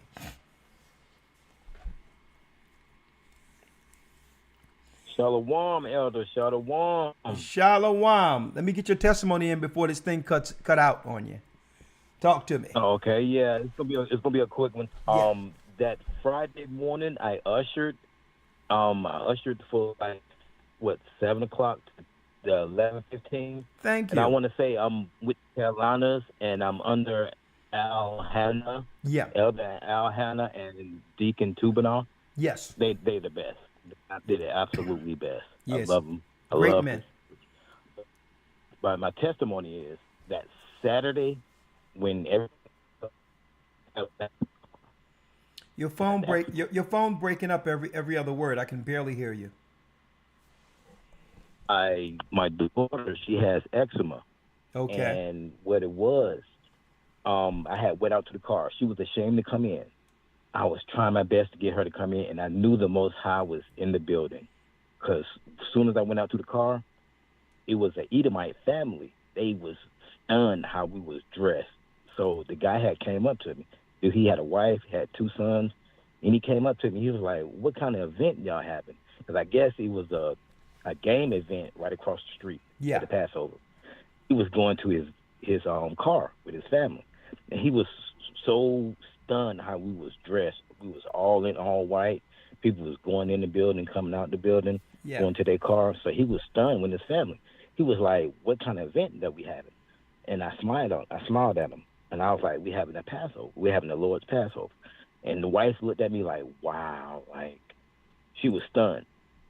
The guy was stunned. It was amazing how they was so happy and was like so stunned. So it was like, but the thing was, I went out to my daughter. I spoke with her. She was still ashamed to come in, but because she's had, her eczema was flaring up for some reason. I guess the season. It was a family from Atlanta body, and I want to thank Sister Denise, and I want to thank Sister Renee, who introduced my wife to the family in Atlanta. They came outside. Oh my God! It was like the lady, I can't remember her name, but I guess she had vendored that Friday. It was a blessing from the Most High that she had gave my daughter the cream. Immediately, the cream worked like in 10 minutes. She prayed over it. The Most High came down, and right then and there, my daughter was healed. She came back. She came inside. She got dressed, and all praises to the Most High. She really enjoyed the Passover. Now look at that. It was now, wonderful. I take it the cream was something that the body, the saints, the sisters, be making these little concoctions of herbs and all that. Is that what it was? Yes, I think she was a nurse, but I wanted to thank her again. I got her product, and I'm definitely trying to reach her. It was KD Naturals. KD. It worked. KD Naturals. Look at that. It worked. I mean, her eczema right now, she's not scratching. She asked me last night, she was like, "Daddy, I got to get some more of this." is working like a charm. I was like, all praise. All praises, my brother. Look at that. Look at how the saints work. A little prayer, Oh, yeah. natural remedies, and it was like it never happened. All praises. I'm hearing Yes, sir. believe it or not, I'm hearing a lot of testimonies of those who were sick or hurting or whatever, and they left the Passover hill, right? Thank you, my brother. Yes, sir. All right, you have a good one. Thank good you. night. All right. Shalom. Shalom. I'm almost out of time. We have who's that? Amaya? Shalom. Yes, Imaya. How you doing, Amaya? Shalom, Elder. Shalom. I'm blessed. And yourself? By the best, and his name is Ahia. What say you? Yes, I just wanted to say this is my first Passover, and I am still on a spiritual high. It Look at was that. so awesome. Everything from the beginning to the end. I didn't even want to leave. I was probably there till midnight. Look at that. On the night because I didn't want to leave. But I definitely enjoyed it. I'm one of the ones that got baptized in September. Yeah. And I remember you saying that the Passover is something you do not want to miss. You need to be there. Yeah. And I am so glad that the Most High blessed me to be a part of that whole experience. It was beautiful. Just beautiful. All praises. And you seen when Ephraim got on that stage with those drums? Man. Yes, I loved it. I was like, that beat was on. Oh, boy, they tore the house down with that. I'm like, whoa. They did. Yeah, I'm definitely I wasn't expecting that, but all of a sudden they were doing it before they went to the stage, and then they got on the stage. They really did. I was like, wow, this is so awesome. Yeah, we had representation from all the tribes, and Ephraim, they tore it down. I tell you, I'm like, boy, they did. What a phenomenon! Israel and Judah coming back under one stick, Christ, right? Amazing. Right, Sister, right. I'm so glad you were able to I got your experience little performance I got your little performance at the back of the room when you were coming down the aisle. I got my camera out. I said you were in your own, like your own mode. It was really nice. Thank you. What a good time. A holy time, but what a good time. And, yes, sir. We'll see you again soon, right? That's correct. I'll be at the next one. I'm already planning it. All right, sister. Bless and you. Hopefully in June. Hopefully I'll be there in June as well for the concert. Oh, yeah. You don't want to miss that. Yeah, that's going to be something different. But yes, thank sir. you. All right. Bless you. There you go. We have Sunset. She's playing with me. Shalom, Elder. How are you? Is this Sunshine? No, this is the sister y'all thought was Sunshine, but everybody keeps calling me Sunset. So you flipped it. Your son, yeah, you got that laugh too. Talk to me, Sunset. What's happening? I just wanted to say, all praise to the Most High for this Passover. This was actually my 7th Passover. Look at that. And my very first one was actually in North Carolina as well. It was the one in Raleigh. Oh, okay. And it's just been, as I've gotten older, I've learned to appreciate more like what the Passover means. Because I know, like when I was younger, it was just like, oh yeah, we're going out of town. But now that I'm older, I'm really starting to come into, I don't know how to explain it. Because after communion on Saturday afternoon, there was just like this high in the room, like a spiritual high in the room, and it's just I haven't been able to come down from that since. Look at that. And I think that's just the best part about Passover is just experiencing that communion with Christ and like really taking that moment to appreciate what it was that He did for us.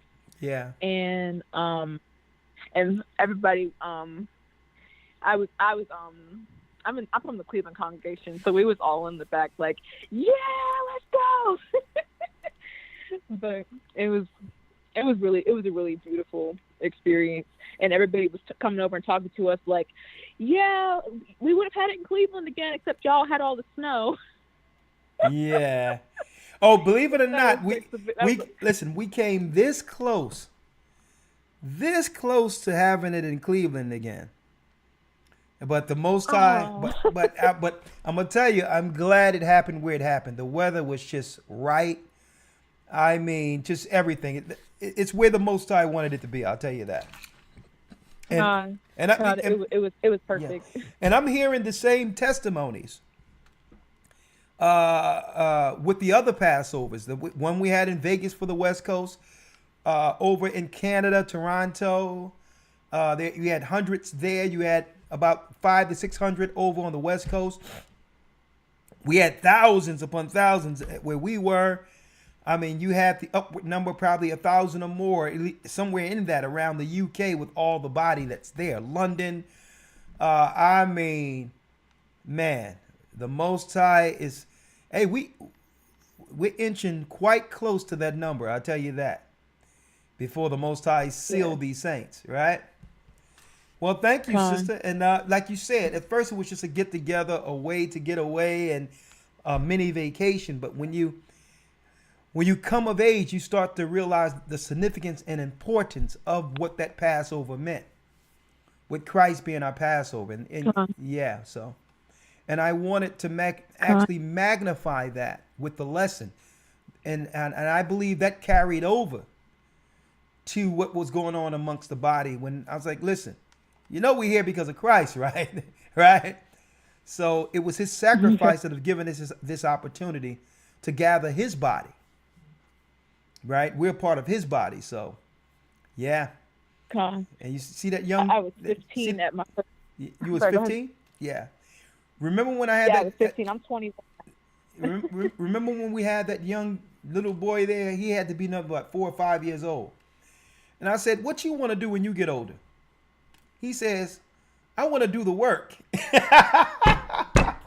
Yes, sir. Woo! Boy, I see why they're trying to get rid of our people and have our women choose to get rid of these children before the Most High put his spirit on them. I can see why they're trying to do it, but hey, but guess what? They didn't get us. They didn't get Moses. They didn't get Abraham. They didn't get Christ. And the Most High didn't allow them to get us. And guess what? We're here. Blessings. The living. Calling back Israel. Yeah, that's right. Bless you, sister. I said he's calling back Israel. Ahayas gather in Israel. The Arabs and Africans told us at gunpoint. All right, last call for this evening. Sonia has a comment.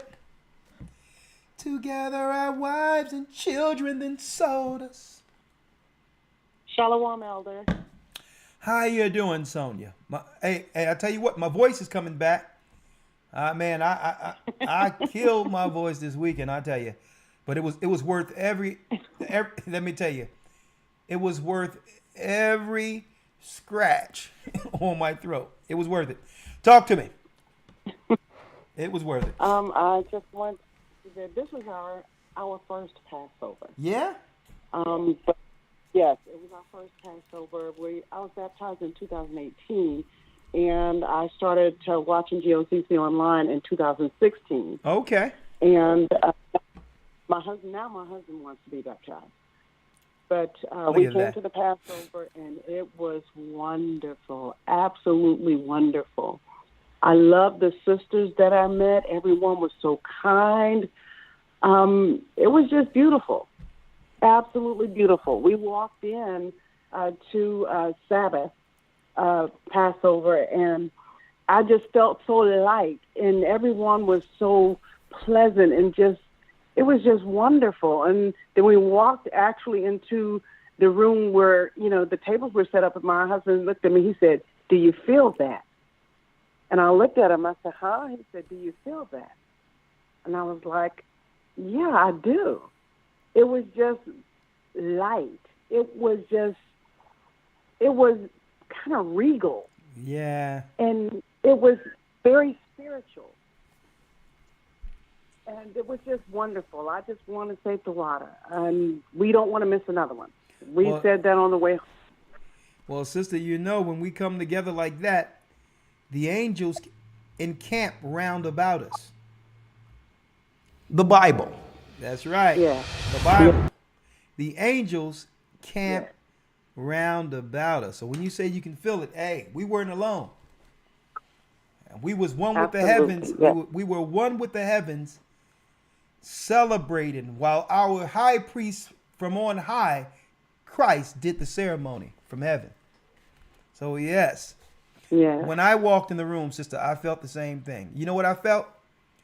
This is what family feels like. Everyone, yes, absolutely. Everyone in the room felt like they were actually related to me. Yes, yes. I even felt the lady at our table. Yeah. Yes. That's the way I can quantify it. It's like even if I met a person for the first time, it's as if we were family the whole time. Right? Yes. So yes. That's how I can quantify it. That's the power of Christ. Because don't forget, when Christ sent his body in the earth, these are the spirits that were with him in the beginning. He's just gathering the spirits that were with him from the beginning.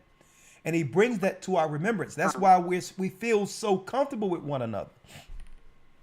We're family. We're family. One body. Yeshua is king. The water. The water. Well, thank you. Well, as the world come crumbling down, Israel rises. Thank you, sister.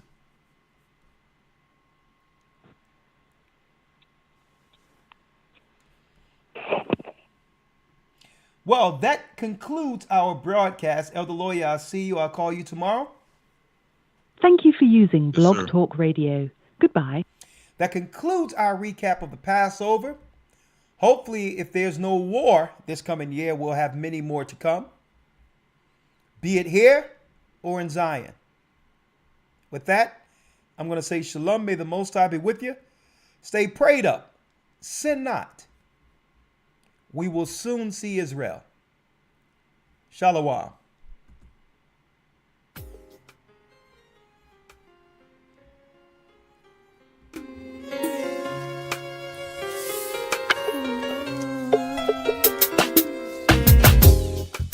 The east is where we're from. The 12 tribes of Israel. In 721 BC,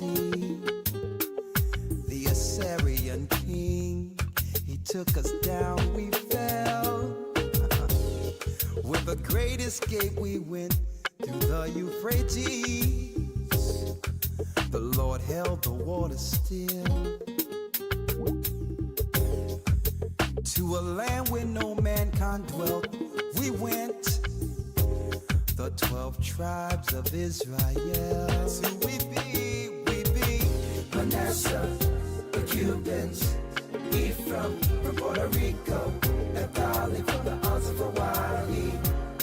The Lord is calling back Israel. Zebulun from Panama, Gad, the North American Indians, Simeon, the Dominicans. Our highest gathering Israel. The Arabs and Africans told us.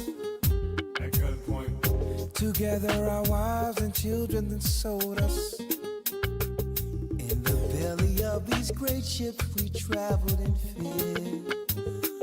By the rivers of Babylon we found our brothers here. A high gatherer. Asher in Colombia. Reuben from Australia. Issachar, the Mexicans.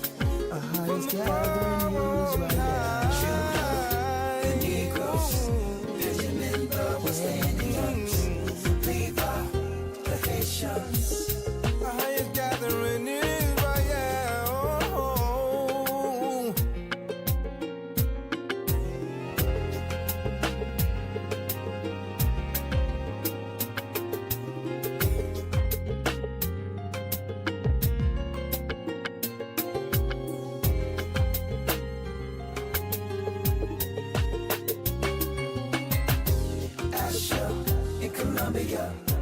Reuben from Australia.